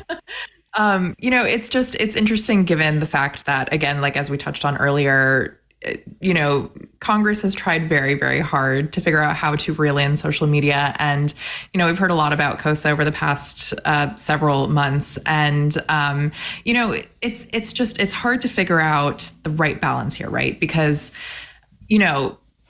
there's a lot of blame that's tossed back and forth in both directions. And it seems like there's not really a middle ground that is realistic here, right? So, the thing that this would do is it would essentially make these privacy settings for children the strongest privacy settings on by default and give parents the ability to kind of monitor what their kids are doing. And I think those are all great things. I just don't know if everyone's going to stop pointing fingers, right? Because we've just seen this back and forth constantly. And I don't know if this is the answer. I don't know if it's going to make it far. But I just feel like it's this ongoing saga that we just have to just witness till the end of time. Let me just, so that we can clarify this. First of all, even if it passes the Senate, it has to get through the House. That is not a given. Nothing can pass through the House. It's a giant blockage. But here's what KOSA, as the Senate version of KOSA is written, would do. It would require tech companies to exercise reasonable care when designing features to avoid causing or exacerbating problems like depression, bullying, and harassment. I'm not going to comment, although I'm so tempted to comment as we read these, but I'm just going to read them straight and let you comment. Secondly, it would limit who can talk to youths, or as I like to call them, youths, through their online accounts. It would limit design features such as infinite scrolling or notifications that keep younger users online. This is from the Washington Post. They made a slideshow. Makes it easy for me. It would also make it easy for youths to delete their accounts and data. Make younger users' accounts default to the most protective privacy and safety settings. When they say younger, I think they mean under 16, right? It's not like COPPA 13. I can't remember. We'll have to clarify that. I think they changed it to under 18. I might be wrong, but I think. There you go. Yeah. Well, all you 17-year-old youths. It provides easy-to-use parental controls, including the ability to see and change their children's privacy settings. Now, put yourself in the shoes of a gay 17-year-old and consider how that might affect you.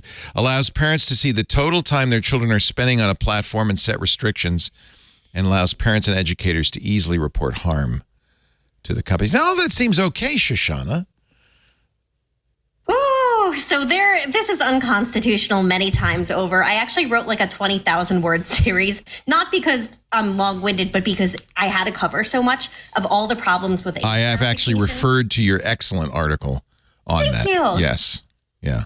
So the core problem here is, in order to know who a kid is, you have to know who a kid is. And to do that, you need age verification. And that means your social security number, your government ID, your face scans. Every time a government entity is like, hey, what's the best way to do this?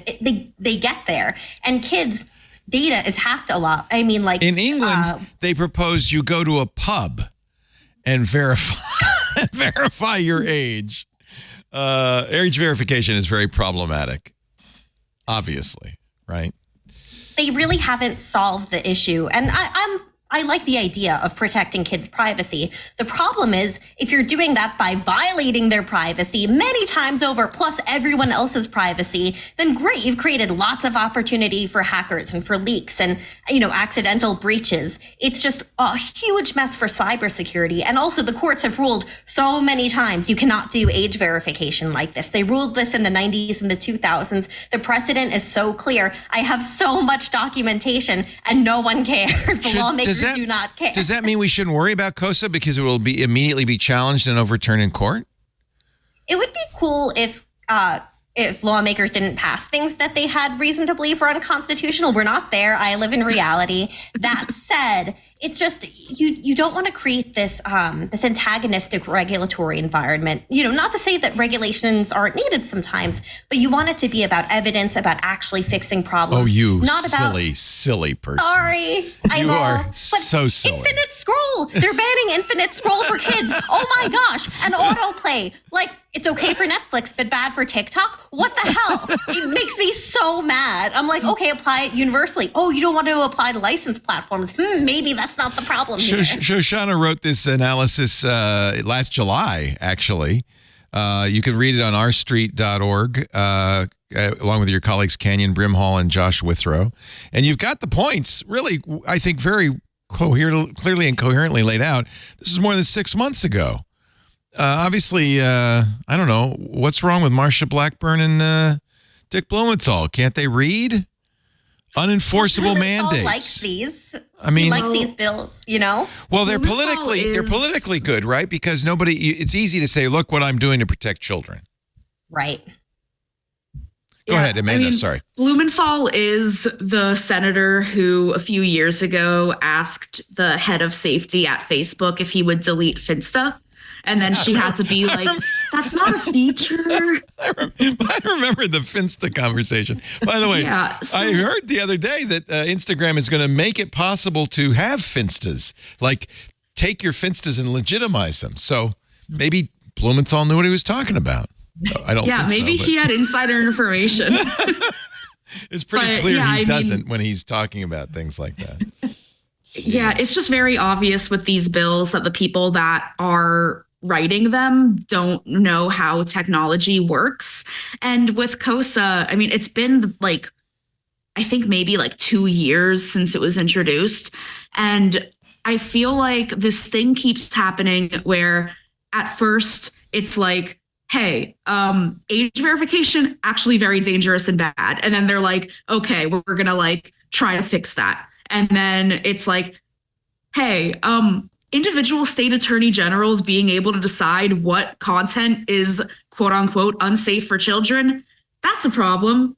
And then they're like, okay, cool, we're just going to turn it over to the FTC. That's where we're at now, where in the most recent draft, the FTC can unilaterally decide like what content isn't good for children, which is, I guess, in some ways better than individual state attorney generals. Yeah. You have like, you know, individual states have agendas. Texas, Florida, yes. Yeah, I mean, there's been a lot of activity among LGBTQ human rights organizations where it's like, imagine, as you said before, like you're a 17-year-old gay kid and you don't know if that's normal because it's not being talked about in your school.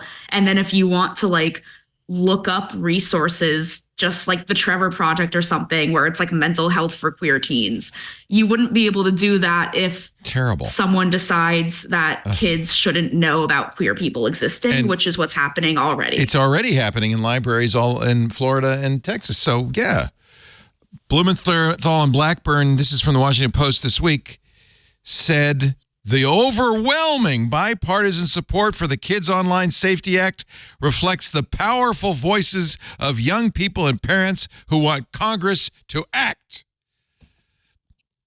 President Biden in July, when you wrote your nice piece, had 6 words to say about KOSA. Pass it, pass it, pass it.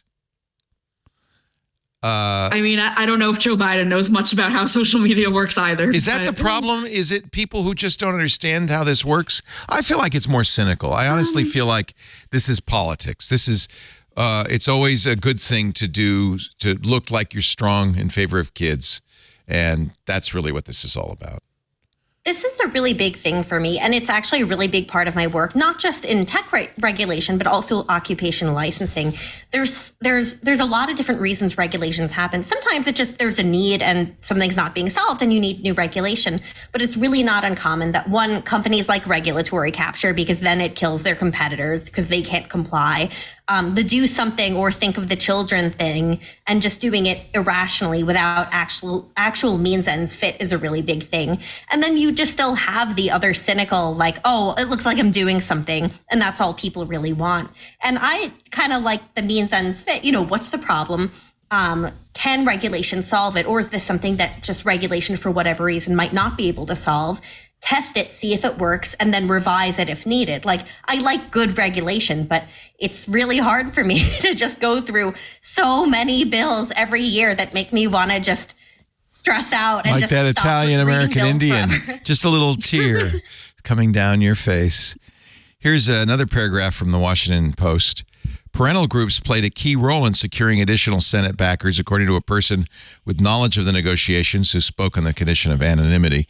Their pleas for action at last month's hearing, where Mark Zuckerberg apologized for the suffering their families have endured, helped make support snowball. That little bit of theater where Josh Hawley said, stand up, turn around, and apologize, actually is why this is now on the Senate floor. God. Yeah, I mean, that hearing also just truly nothing happened. It was 4 hours of nothing. And it all is political theater.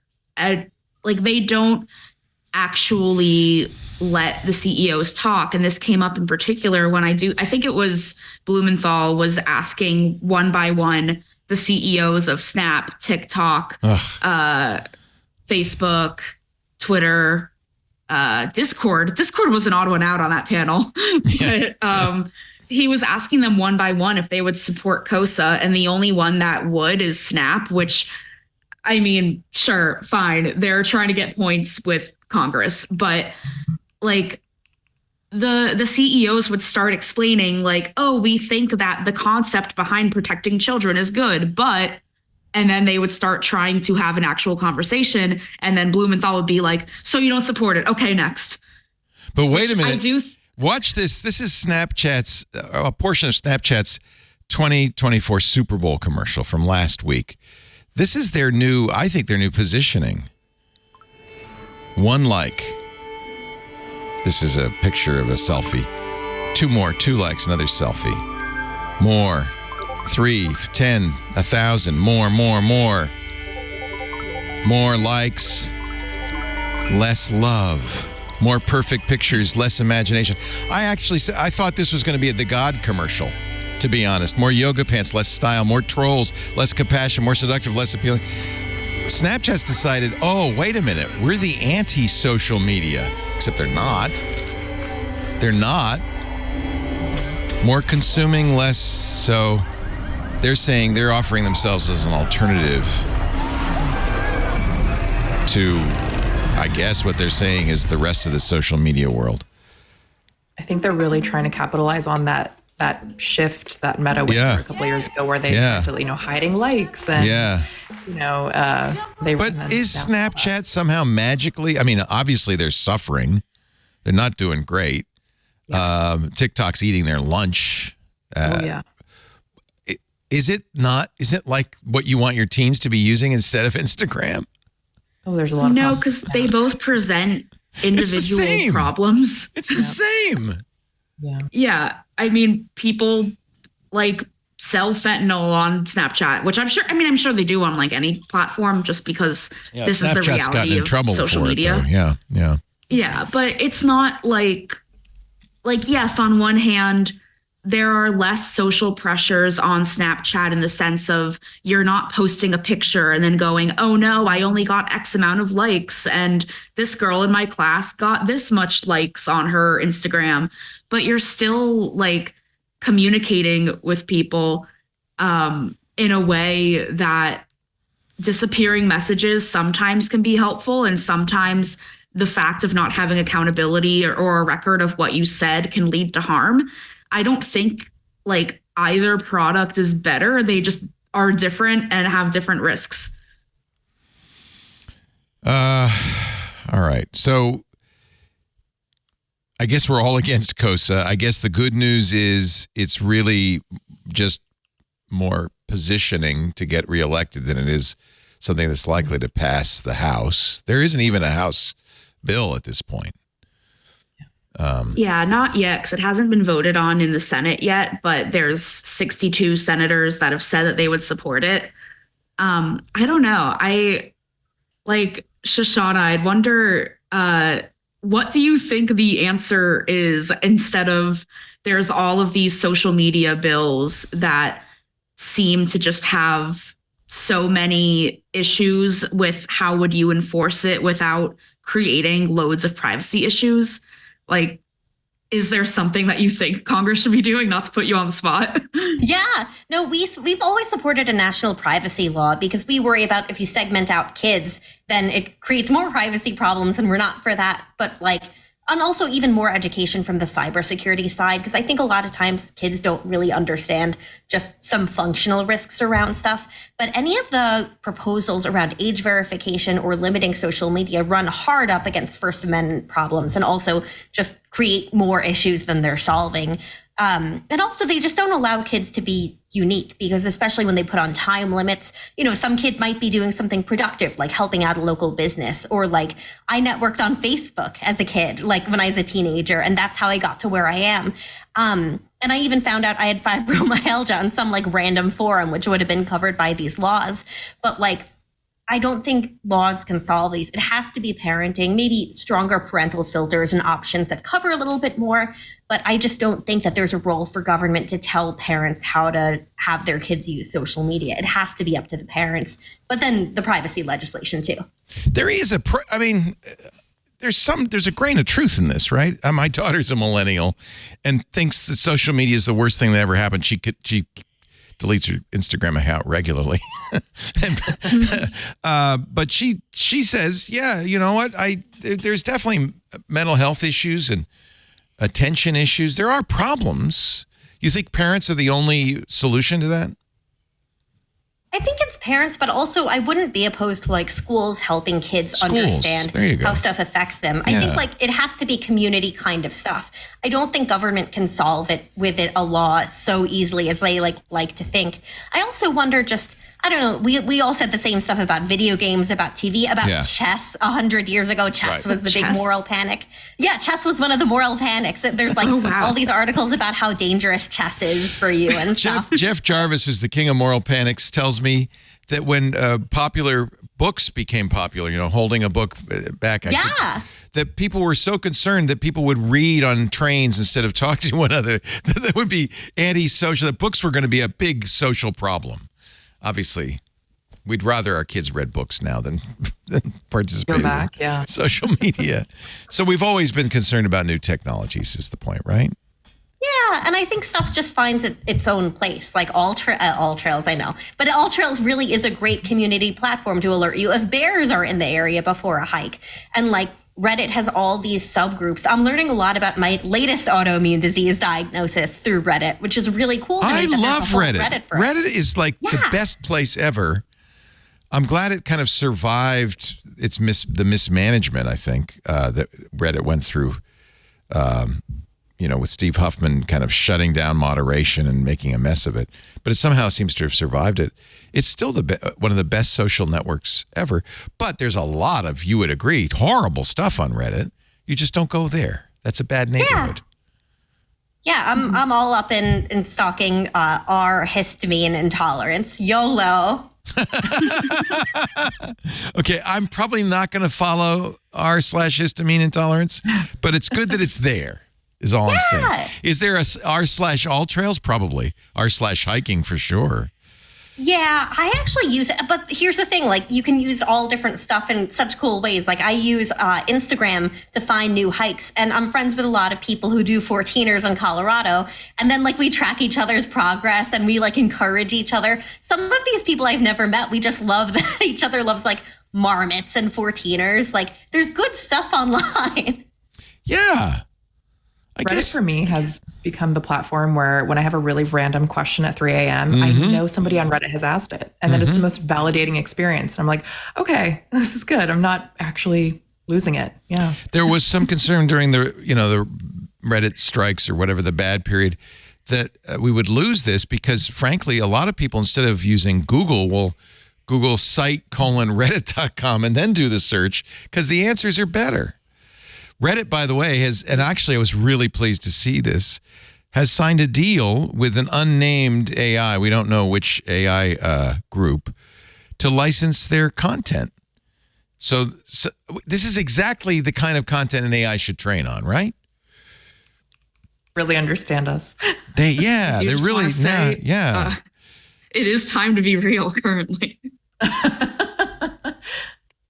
Time to do it. You got to do it. So I just took my Be Real, and it wants me to follow Adidas on Be Real. Oh, the brands. Oh, what is Adidas on Be Real going to be? Like a shoe factory? And then I don't know. Like who's taking it? Yeah. Maybe it's just the road. Yeah, it's like this is what your shoe Close up- sees when you're on a close-up run. picture of the road.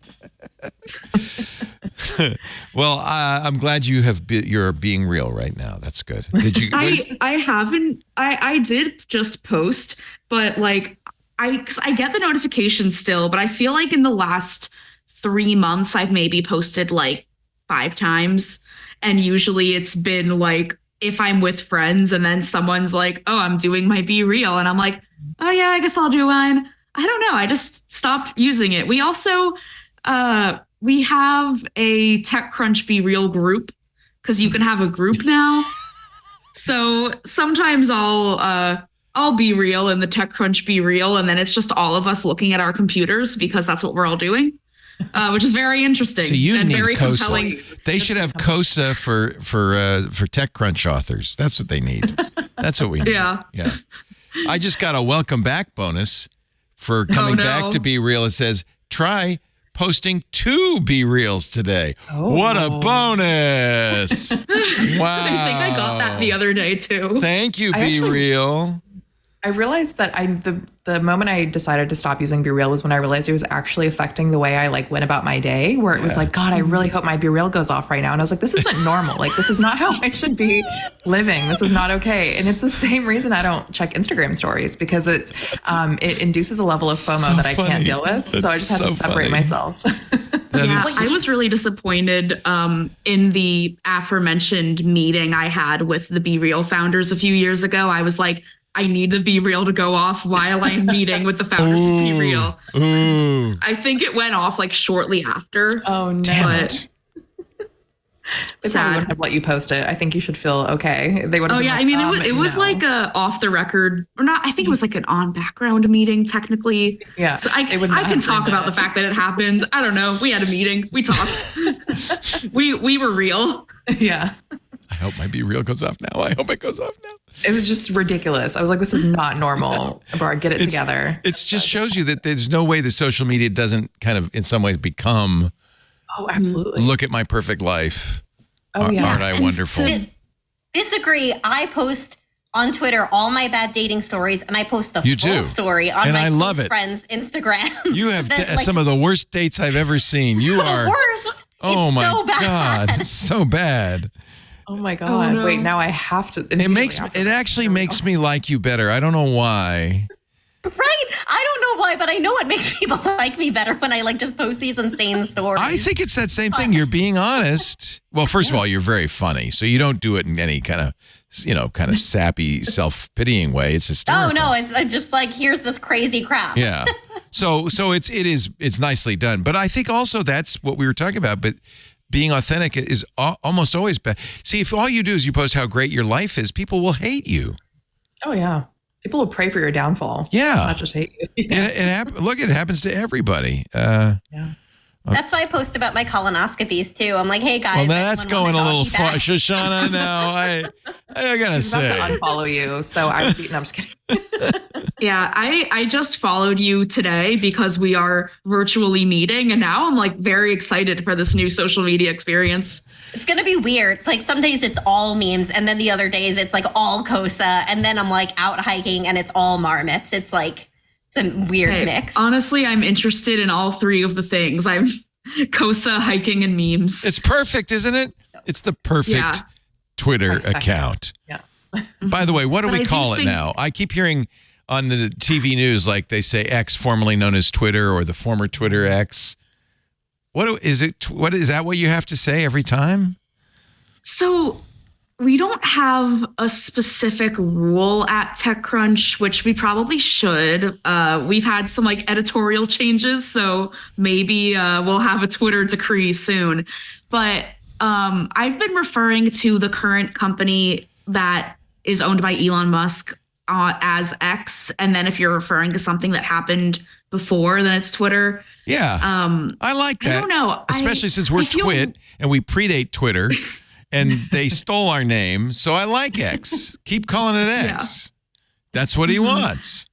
He can call himself Chief X if he wants.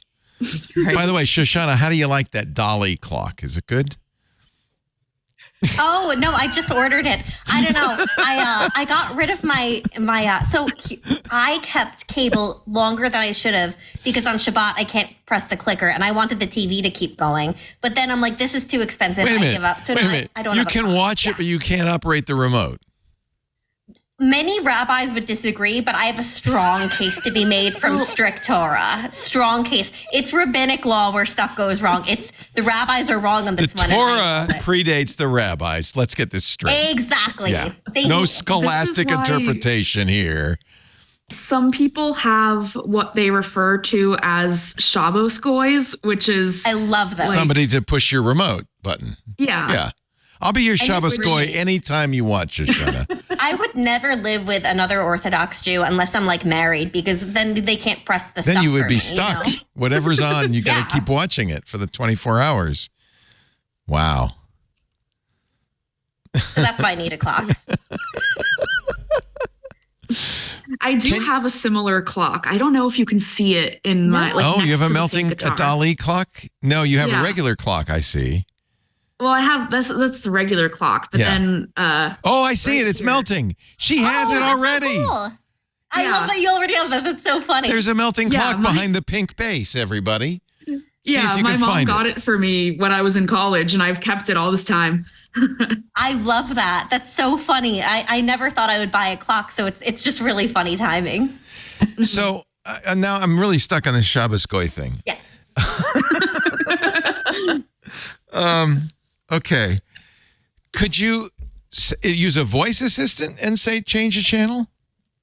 I would argue no, because you're actively doing a thing that causes an electronic thing to do a thing. That's why I won't go bowling on Shabbat, but I will like do other stuff when like ride a bus because the stuff he's doing isn't dependent on me.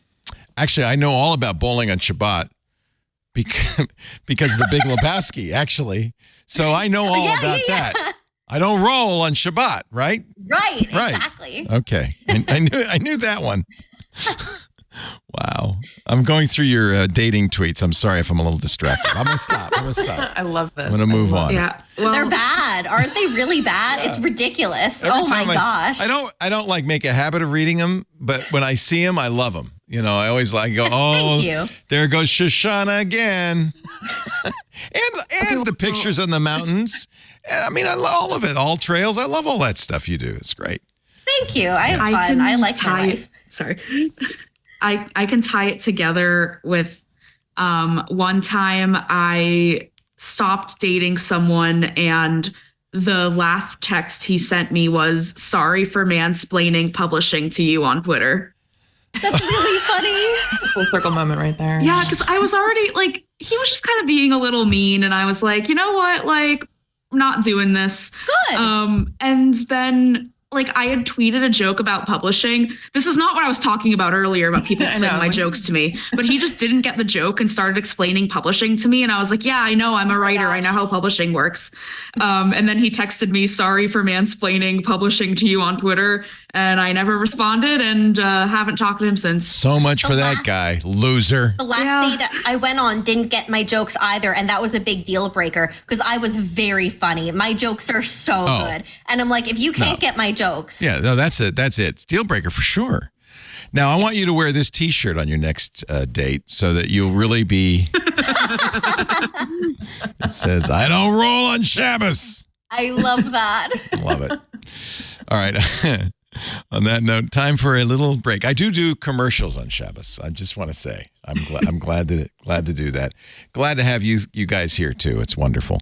Our show today brought to you by Thinkst Canary.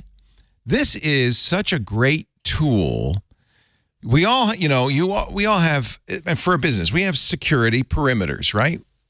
You do a lot. You have all sorts of, firewalls and things to keep bad guys out. But they still keep getting in. They're like cockroaches. You can't keep them out. The problem is once they're inside people assume, well, I got the great defense. They don't think about what happens if they get in once they're inside. And what we see again and again is people get inside and they lurk for weeks, months, sometimes years, exfiltrating information, looking for all the places you might hide stuff. It's really bad. That's why you need the Thinkst Canary. It's a honeypot. You put inside your network. It can be deployed in minutes. You could set it up as a hardware device, a SCADA device, a Windows server, a Linux server, a router, whatever you want. Mine's a Synology NAS. You set it up, and it looks exactly like it, down to the MAC address, down to the login, but it's not. And as soon as a bad guy hits it, tries to log in, touches it, you're going to get a notification. You can also spread files around, little tripwires around your whole network. Files like, an Excel spreadsheet that says, payroll information. That would be good. Payrollinfo.xls. As soon as it's open, it's not a real file. You get a notification, and you only get the notifications that matter. You don't get false positives. When you get a notification from your Thinkst Canary, you know you have a problem, and you can act on it. You choose a profile, you register it with the hosted console for monitoring and notifications. Get notifications any way you want, email, text, that supports webhooks, it supports syslog. They've got an API. I mean, really, just any way you want. When attackers breach your network or malicious insiders snooping around or any other adversary, as soon as they make themselves known by accessing your Thinkst Canary, you get the alert that matters. This is such a great device. I know so many people who have used the Thinkst Canary to great benefit. Actually, if you can see some of those people if you go to canary.tools/love. Bunch of tweets from people who use the Canary who say this thing's the best ever. Now, if you go to canary.tools/twit, you're going to get a deal. You can sign up for your canaries. I'll give you an example on pricing. A big bank might have hundreds, small operation like ours, just a handful. Let's say 5 Thinkst Canaries. That's $7,500 a year. It includes your own hosted console, all upgrades, all support, all maintenance. If you use the code TWIT at, again, canary.tools/twit, in the How Did You Hear About Us box, say TWIT, you'll get 10% off the price, and not just for the first year, but forever, for life. They do have, I should tell you, if you're at all nervous about this, a 2-month, 60-day money-back guarantee for a full refund. So you can always return your canaries.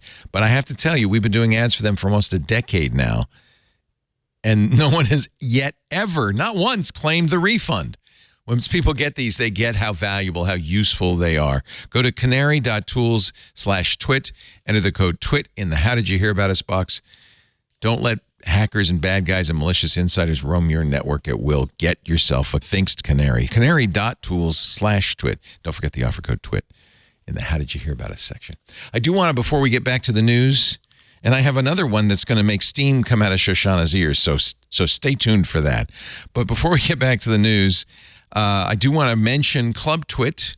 If you're not yet a member, this is a great opportunity to join. More and more, it's how we want to go forward here.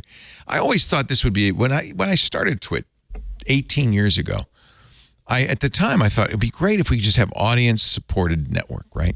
Didn't have to sell ads. It turned out to grow, we really did have to sell ads, but podcasting is going through a bit of a crisis. Advertisers no longer want to be on podcasts for some advertisers. Obviously, ours don't, but we can charge less. We don't get as many ads as we. It's made me and Lisa really think what we ought to do is go to our audience, you, and say, if you like what we do, if you want to hear more of what we do, if you want us to grow and do more shows, join the club. $7 a month, you get ad-free versions of all the shows. We've done something new, by the way, which I'm very excited about. We had a lot of shows that were inside the club only. What we've done is we're going to put the audio versions of all those shows out in public. You don't have to be a member of the club for the audio versions. Video versions, you want to join the club. And I'm hoping that that's enough of an incentive for you to join the club. There's one other thing I really recommend, and that's our Club Twit Discord, which is such a great place, not just during the shows to chat, but to talk about all kinds of things geeks are into. We have events coming up. For instance, we're going to do a Stacy's Book Club. We're still voting on the book for that. We have other events too, show recordings. It is a really great place to hang. And if you look at all the, in the Discord, all the other things we talk about, every kind of topic that geeks would be interested in. So it's a great way to kind of get involved, meet some great people, and support our network. Very simple. Just go to twit.tv/clubtwit. $7 a month, $84 a year. There's family plans. There's corporate plans. But I honestly, I think don't do it for all the benefits. Do it just if you think you want to keep hearing what we're doing, if you want it to keep going, this is how we're going to go forward, I think. Twit.tv/clubtwit. Thank you. Sorry to bother you. Sorry to take your time. Now, here is the story that I think somebody will get upset about. I'm not sure who. This broke a couple of days ago from Wired. Del Cameron writing. Remember last week, the chair of the House Intelligence Committee said, we've just got a briefing from the federal government, from the intelligence agencies. I can't tell you what it is, but I think they've got to release this to the American public. This is such a dire threat from the Russians. Everybody needs to know. We think, by the way, it's since leaked out that it's probably this Russian plan to put nukes in space to bomb other satellites or something like that. Well, Wired says that wasn't the point of that announcement. This was really to get a bill passed, to get Section 702 passed.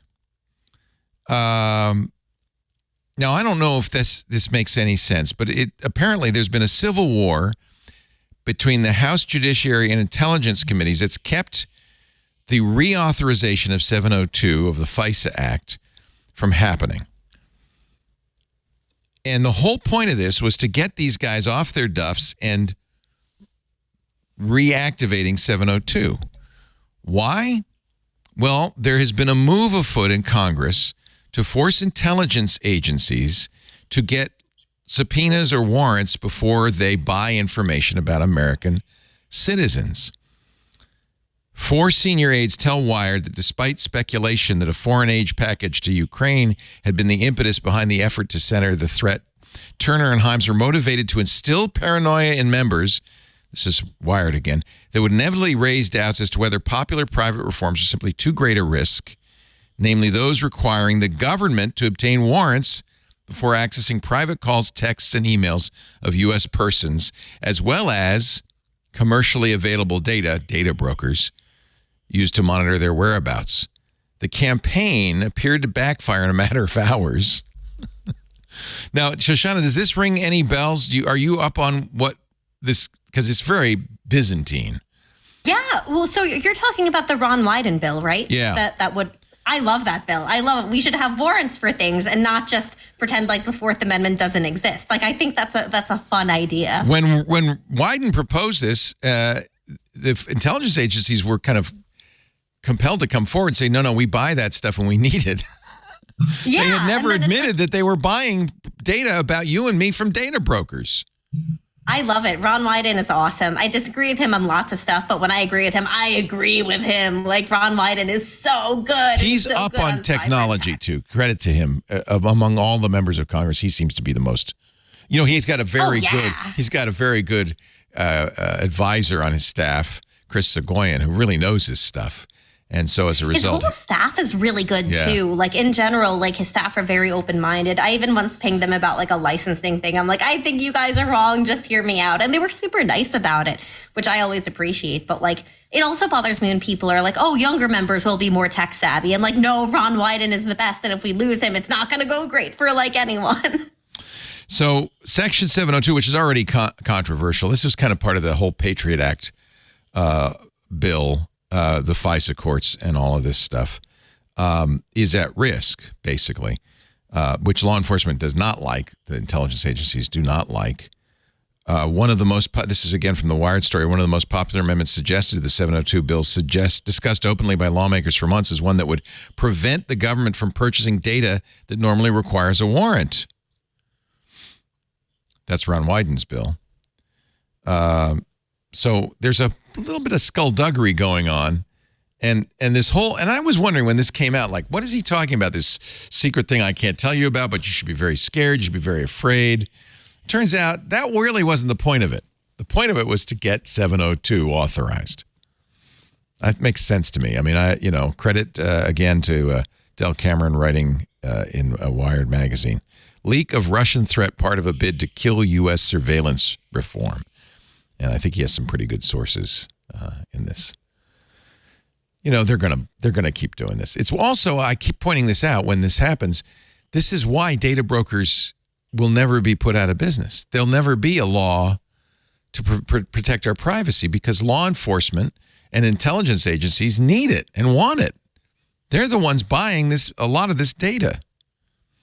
What drives me nuts with the privacy debate and also the tech debate in general is that government doesn't want the rules they're going to set for industry to apply to them. Right. It's anyone it should be applying to, it's them. Because, like, not that government has a super terrible record sometimes on violating our civil rights or anything. Like, maybe that's who we should be thinking about first. And I'm not just saying this because I lean free market and federalism and such, but really, like, if the government can use our own stuff against us without a warrant, that's great. It's just not how that should work. Yeah.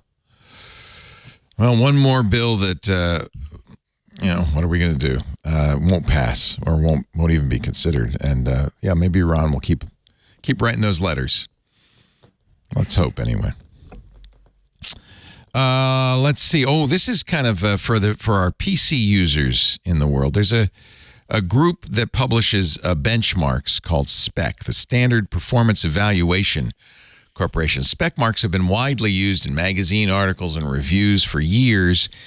They announced this week that they've invalidated 2,600 of their own results testing Intel's Xeon processors last year and in 2022, the Spec CPU 2017 test. Turns out, after investigation, Spec found Intel had used compilers that were, quote, performing a compilation that specifically improves the performance on benchmarks. It could tell if their spec code was running, and if it did, it would narrow its usage and speed up to produce better benchmarks. Intel and Q. This is basically Dieselgate for chips. PC World, Michael Kreider reporting. Want to go back to talk about your dating? I haven't used a PC in so I know, many nobody years. cares. I'm just like, I That's have a very that. good point. I'm sorry. Xeons are widely used in servers, so there is some interesting. Yeah, there you go. But honestly, I think this has been going on for years, not just with Intel, but with other companies. As soon as they see that's why we generally don't talk about benchmarks. They're just not reliable. Amazon says the NLRB is unconstitutional. Now, Let's go. You want to address that, Amanda? You got a thought on that? Yeah, this is so. SpaceX and Trader Joe's have also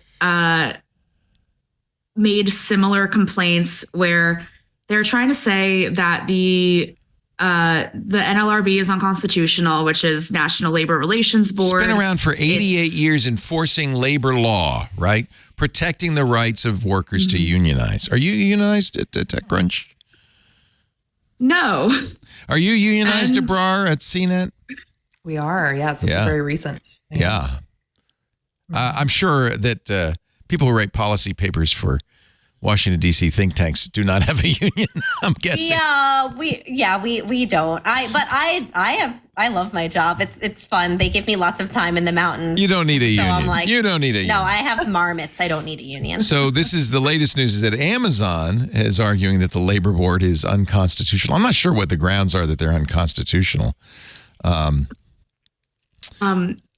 ahead. Basically, they're trying to say that because if there's a hearing with the NLRB over whether or not a tech company did something that violates labor law, this can happen as a hearing and it doesn't need to go to a jury trial. So they're saying that it's unconstitutional because you can fine a company without doing a jury trial, which is kind of a ridiculous claim. It's just kind of a stretch.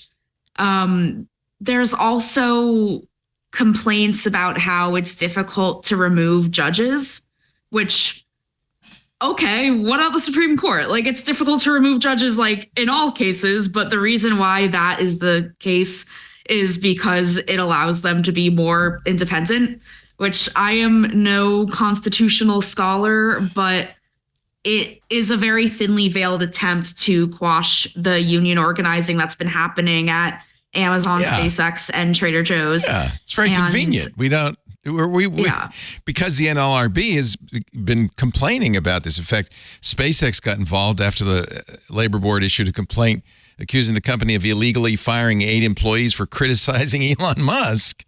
So the Amazon is arguing that the NLRB proceedings violate Articles 1 and 3 of the Constitution, the 5th and 7th Amendments. Your Honor. So I don't know how far that'll go, but it's funny how Amazon, seems like Amazon, maybe instead of spending all this money on lawyers and fighting this, if you just, allowed a union, would be okay. You would think that, and I don't know the exact numbers off the top of my head, but I believe they're spending more money on lawyers than they would to actually give the raises that people want that are working at these fulfillment centers, which they're very difficult jobs. Like, you're on your feet for like 12 hours overnight, like doing like very repetitive motions. I don't know. I think like if you hear from someone who works in one of these places about what their day-to-day is like, you need more protections for a job like that. Abrar, were you involved in the unionization at CNET?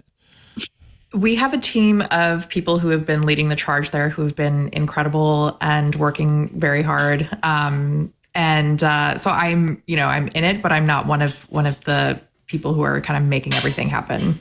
Yeah, I mean, I am not currently in a union, but I was AFTRA, American Federation of Radio and Television Artists, for most of my career.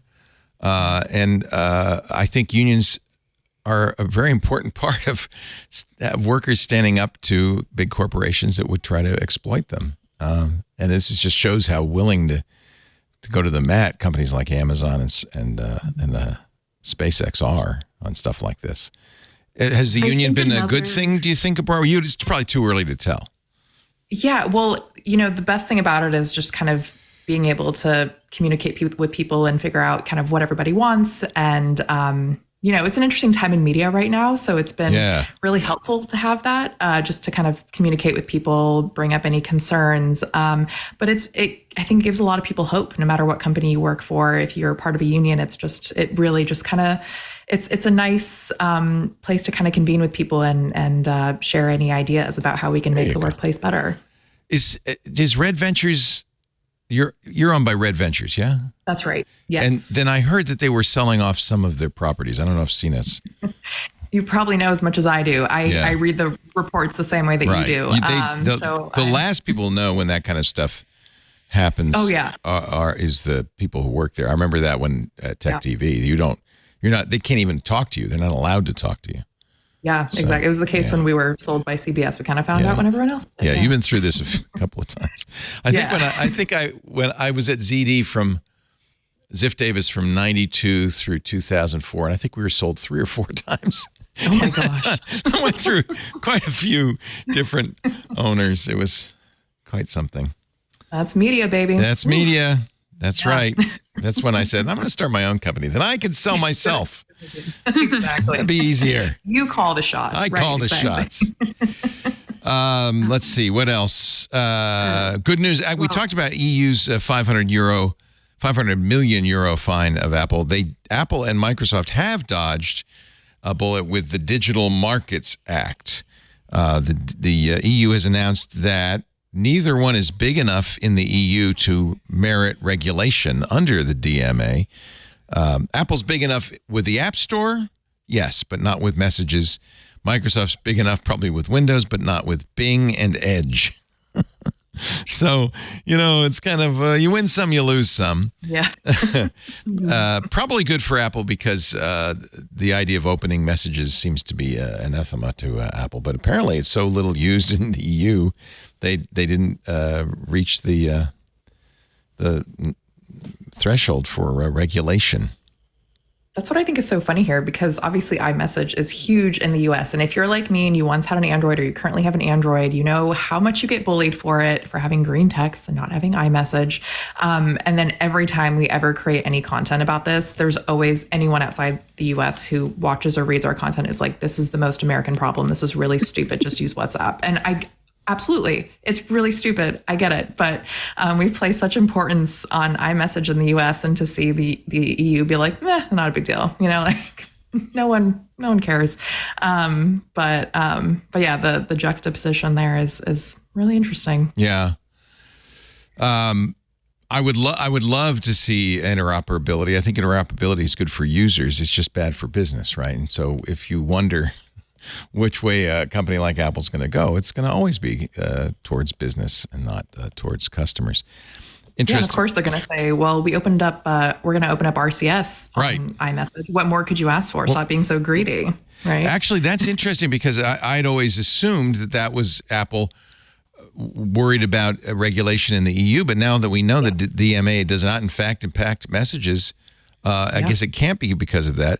Daring Fireball's John Gruber says, no, it never did have anything to do with that. It had to do with China, which is interesting. He says, we've had pretty obvious hints since September that iMessage would be exempt. In fact, we now know they are.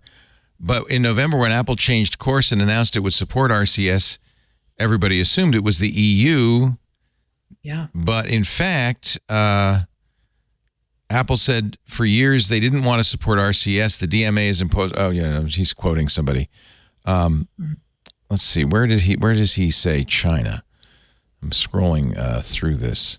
So why did Apple do a 180-degree turn on RCS? I can't say for certain, but after spending the last few months poking around the trees inhabited by little birdies, I do have good news for fans of coercive government regulation. Apple's hand was effectively forced, but by China. Chinese carriers have been proponents of RCS. RCS, the Rich Communication Services, is encrypted. It's basically the capabilities of iMessage, but it's cross-platform. Google's already put a lot of effort into supporting RCS. And most carriers who carry Android phones now support RCS as well. The Chinese government will require new 5G devices to support RCS. Of course, China, a very important part of Apple's market. Shockingly, the Chinese government seemingly isn't concerned that the RCS standard has no provisions for encryption. So iOS support for RCS is all about keeping iPhone successful in China. That makes sense. Very interesting. I think it was so widely reported that it was because of the EU. So I was also under that. I am one of the people Gruber's making fun of, because I just said, well, it must, right? They were preparing for that. Right? But they knew all along probably that they were not going to have to do anything because of the DMA. They're too small. But China, on the other hand, now that's a big market. Don't want to miss out on that market. Don't want to miss out on that. Another interesting happening this week with the blue message, green message divide was beep. I love that. The great cultural divide of America.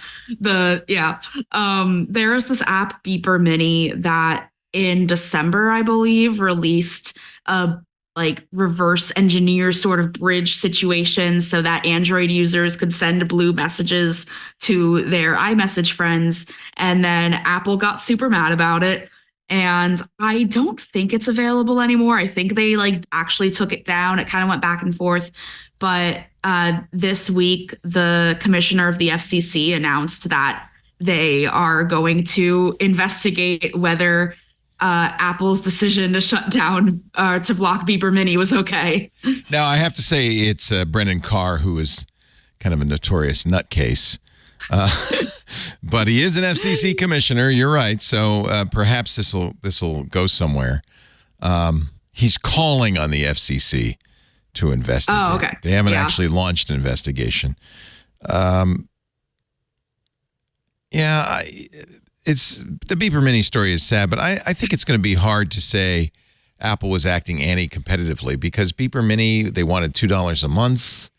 They were basically a reversed engineer the login to Apple's accounts system. That I could see Apple might say, well, that's a security problem. So I think he might have a hard time. Yeah, it's surprising that they were even able to figure that out. And yeah, I don't know. I think it's an interesting ongoing issue where on one hand, it's like it makes Apple look bad, but also, I don't know. I mean, back to the original issue of incredible that there's technology that exists because of the social pressure to have an iPhone. Yeah. It is. There is a divide, a blue bubble, green bubble divide. It is. Carr is arguing that Apple may be violating an FCC rule that says providers, quote, shall not install network features, functions, or capabilities that impede accessibility or usability. And he says the low contrast on green bubbles makes it difficult for people with low vision or difficulty with seeing from picking up those messages. That's his argument. And I know that, that I like small government and small effective government and, there can be a bias against me, but I kind of think the FCC might have bigger fish to fry. I think maybe. That's just me. Maybe. But not Brendan Carr, but maybe. Yeah. All right, let's take a little break before we wrap things up. We're hitting the 2-hour mark, but I hate to break things up. I love talking to you guys. So nice to have Amanda Silberling here. She writes about culture, senior culture writer at TechCrunch. Great to have you. Abrar Al-Heeti from CNET, where she is now reporting on tech and telecom full-time. Love to see that. That's great. And my favorite Senator Shoshana from ourstreet.org, where she's also chairman of the Sloth Committee.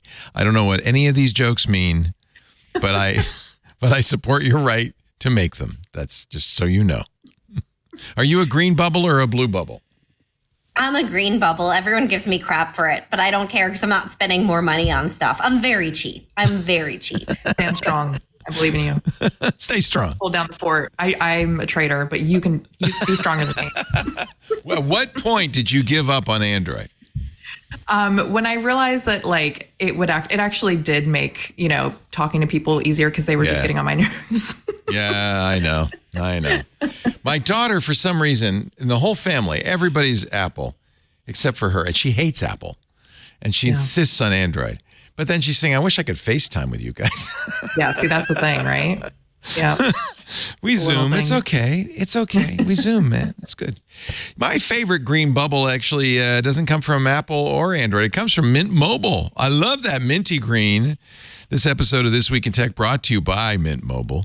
We like to highlight businesses that are doing things better, especially when it's focused on customer satisfaction, so that you can live a better life. And that's Mint Mobile in a nutshell.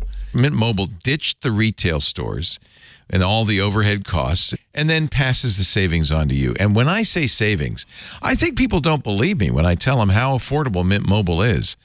Mint Mobile's wireless plans start at $15 a month. And that's unlimited talk and text for $15 a month. I love it so much I bought a year. I just buy it a year at a time. It's incredible. But you know what you should do? Look at your phone bill. And after your gasp for the amount of money you pay every month for your wireless service, look at the data you use. Is it less than 5 gigabytes a month? 15, 20? There's a plan for you at Mint Mobile. Every plan comes with unlimited talk and text and high-speed data delivered on the nation's largest 5G network. You can bring your own phone. They support eSIMs, or they'll send you a SIM, no charge. If you can bring your phone number along too, port it right over along with your existing contacts. They also have great deals on phones. I bought an iPhone from them and I love it. And it ended up being the phone and the plan less than I was paying just for data on one of the big guys. Choose from 3, 6, or 12-month plans. You'll say goodbye to a monthly phone bill. I love the one-year plan. Gives me the most savings. And I just know I don't have to worry about it. To get your new wireless plan, starting at $15 a month, get the plan shipped to your door for free. Go to mintmobile.com/twit, mintmobile.com/twit.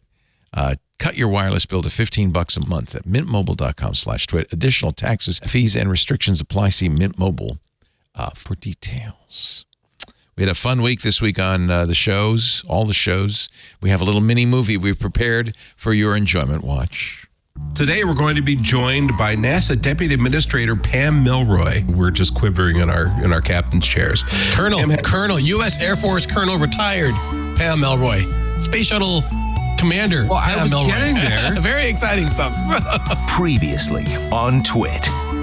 This week in space. This is not about the moon. It's not about Mars. It's actually about a sustained human presence and responsible exploration throughout the solar system. This is what I believe the American people wants from us. iOS Today. We are going to talk about third-party apps for the Apple Vision Pro. As a big Beat Saber fan, this is another thing that is just selling me on the Apple Vision Pro. Coming up next on a very special dark mode edition of Hands on Windows, we're going to take a look at a new feature in Windows 11 23H2 called Dynamic Lighting. It is time to get geeky about some Linux news and tips. It's the Untitled Linux Show. Let's talk about why you should be using KDE instead of GNOME. What? And why you should be using Fedora instead of Ubuntu. Wrong. This week in Google.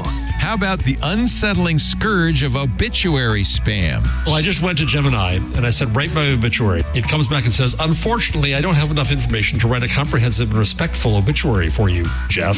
ChatGPT did not have such scruples. Leo Laporte, a pioneering broadcaster and tech journalist widely celebrated for his instrumental role in demystifying technology for millions, passed away at the age of insert age on insert date. If you missed Twit this week, you missed a lot. Laporte's legacy is not just the content he created, but in the community he built. Let me copy this. This is fantastic. We miss him already. I got like 10 paragraphs, baby. This is good. It is the best obituary ever, I have to say. Almost makes me want to die. I'm about to go make my own. Like, wow, that was really cool. ChatGPT. It knew who I was, and it was great. I'm saving it for future reference. Let's hope it's distant future reference. Should note that, by the way, this is the first time we've mentioned the Untitled Linux Show, which for a long time was exclusive to the Club Twit Discord. We didn't even make a show about it, but it is a show now, and we're putting it out in the public eye. We've changed the whole way we do things for the club.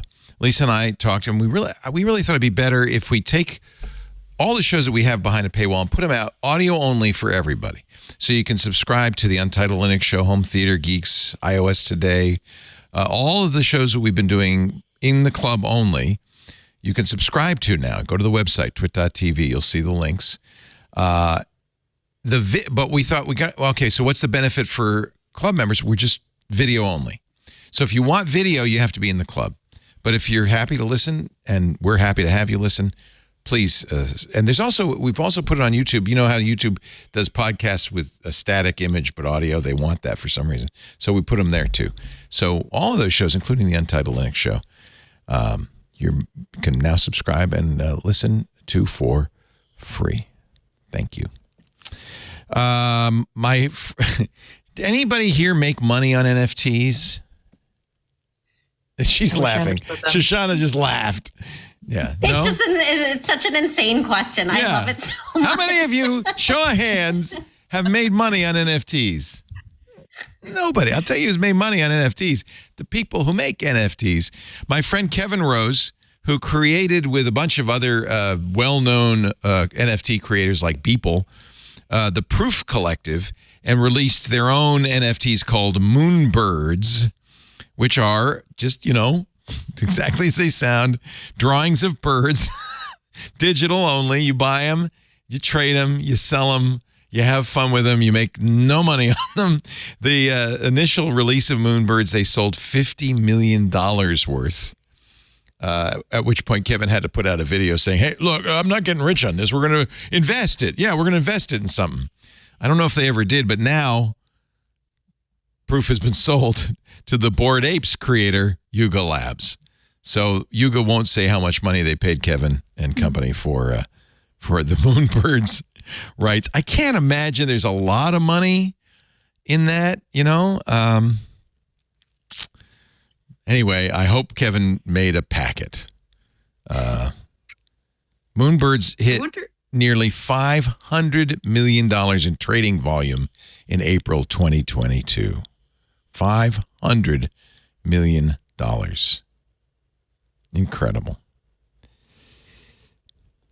You had what a question? is Yuga Labs up to these days? Well, that's a good question. Their name in a while.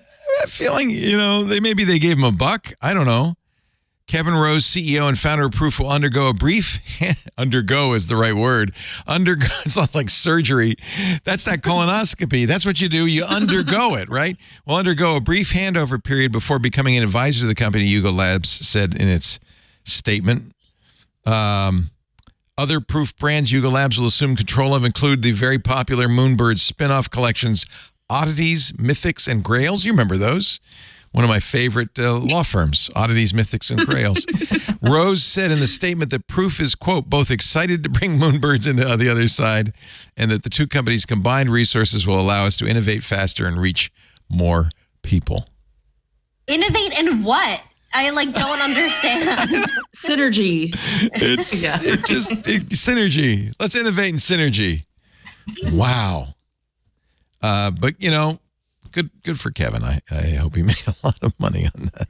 It's just bizarre. I feel bad for people who invested, but at the same time, don't feel that bad because what did you think was going to happen? You had a choice. Yeah. You had a choice. Good and bad news for Sarah Silverman. She and other authors have been suing OpenAI because AI apparently ingested her book. The court threw out all of her claims except probably the most important one, alleging that OpenAI infringed on copyrighted material by training its LLMs on millions of books without permission. They threw out the negligence, unjust enrichment, the MCA violations, and accusations of vicarious infringement. What? Do you ever write papers on what vicarious infringement is? Because No, all the time. No. I stay out of IP. IP is a whole nother land. But also, it's crazy land is what it is. Who was reading Sarah Silverman's book anyway? It's not like this was some really amazing, brilliant person who Wait a minute. No, I'm going to defend him because Bedwetter was a good book. It was funny. Everything she does is so mediocre. It's mediocre. A Sarah Silverman hater, ladies and gentlemen. Don't care for her. I don't. I just don't. Actually, if it was someone respectable, I might be oh, well, there's George R.R. Martin, I think was in on this. Quite a few people. Jodi Picoult, I don't know. Sarah Silverman is good, though. I'm going to defend her. Have you seen Maestro yet? No, I haven't. She's very good as Leonard Bernstein's sister. It's a small role. She didn't get a nomination or anything. I don't think Shoshan's going to watch that. I think you can try, but she does not seem sold. Yeah. That's not going to happen. I just saw the remake of Nightmare Alley, and it was horrible. I hate new movies. Everything made, or almost everything made after 1955 is crap. Did you like the original Nightmare Alley, the one loved it. From the 50s? Yeah. Loved it. Yeah. So good.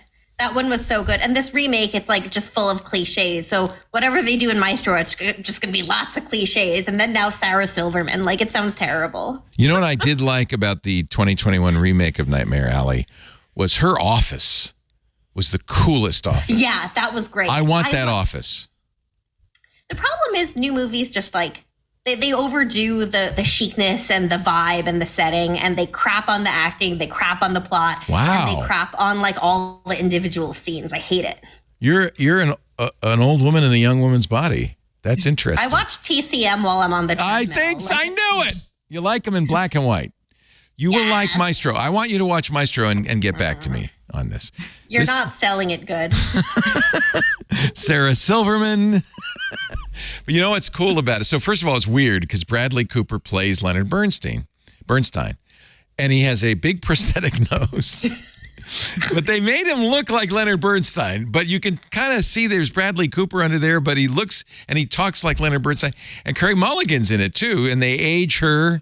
And I think it's quite well done. But here's what you will like about it. I predict, Shoshana. It starts off widescreen color, Leonard Bernstein later in life. But then it goes back in time when he meets his wife. And it goes back to a 4x3, beautiful black and white 1940s style cinematography. So it's like an old movie. And they're also doing the back and forth patter, like a front page. You know how they talk over each other and they back and forth thing that was big in the 40s? They do that. I like that. And then it advances slowly, and then it goes to the 60s, and it gets 60s color, and then it's really interestingly shot. I think it's going to be the sleeper hit of the Academy Awards. That's just my prediction. I don't know. I'll give it a shot. I'm also cool with the nose thing. Like, if it makes him look more like... He looks just like Leonard Bernstein. We know it. Yeah. There is a point in which he and his wife are being interviewed by Edward R. Murrow. You know, the old TV show where Murrow would sit in the studio and then they bring in the interviewees via TV. Well, that really happened. And I went back and I watched the YouTube. It is a letter perfect recreation of the actual Edward R. Murrow interview. So it's kind of wild. Oh, that's cool. Down to the accents and the voices and even the words. So there's, I don't know. I'd be just curious. It's free. It's on Netflix. Watch it. Oh, yeah. How much is Sarah Silverman in it? I'm kidding. Quite a bit, actually. You might, I'm just saying it because you might revise your opinion of her. She's pretty good in it. She's good at wisecrack. She's like a wisecracking broad in it. No, all right. I'm trying. I'm doing my best. We are done for the evening. I want to thank you, everybody. What a great show. It's so great to see you. Amanda Silberling appears on Tech News Weekly from time to time, like once a month, right? Yes. With Micah Sargent. I think it's the second Thursday of every month. Well, there you go. And, of course, you can read her all the time at TechCrunch.com. She's their senior culture writer. She has a beautiful melting clock in her brand new, gorgeous apartment. Thank you. Fantastic. Thank you so much for being here, Amanda. I appreciate it. Yeah. Thanks for having me. Abrar Al-Heeti is also a regular on which day of the week do you have? I'm the first Thursday. First Thursday. Awesome. Yes. Love having you on. I've been singing both of your praises for a long time. I was really glad when Micah suggested this. We'd like to get you on all our shows. We think you guys both are fantastic. Abrar writes for CNET, does less on-camera work, which is good for us because now you can be on our cameras. Exactly. Yes. Just for you. Just for us. Just for us. Thank you. So great to have you, Abrar. Thank you for having me. Always a joy. And from ourstreet.org, she lives in a pineapple under D.C. with her Shabbos Goy SpongeBob. I think he's a goy. I think. Does he push your buttons is the question. Yeah, but he also pushes the remote button, so it's really helpful on Shabbat. Shoshana is head of digital media, ourstreet.org. Senator Shoshana on Twitter. Follow her dating adventures. Thank you. Thank you. Dating and hiking. It's good. It's a great combo. Thank you all for being here, for joining us. We do Twit every Sunday right after Ask the Tech Guys. So that's about 2 p.m. Pacific, 5 p.m. Eastern, 2200 UTC. I say that because you can watch it happen live. We whenever our shows go live, we put it on YouTube, youtube.com/twit. In fact, if you set, I don't know, what is that thing you do? You smash the bell, ring the button, do the thing. If you do that, you'll get a notification when we go live, and you can watch us live. If you're watching live, you should chat with us live in our Club Twit Discord. Actually, if you're in the Club Twit Discord, you can also watch everything we do live on the stage. That's also a lot of fun. So join the club, join us in the Discord, or watch on YouTube. After the fact, on-demand versions of the show available on our website, twit.tv.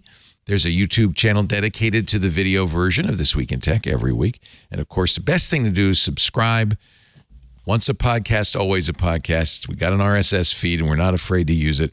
Just find your favorite podcast client and search for TWIT and subscribe. Thank you so much for being here. I've been saying the same thing since 2005. So what is that? Almost 19 years. I'm going to say it again. Thanks for being here. We'll see you next time. Another Twit is in the can. Bye-bye. Amazing.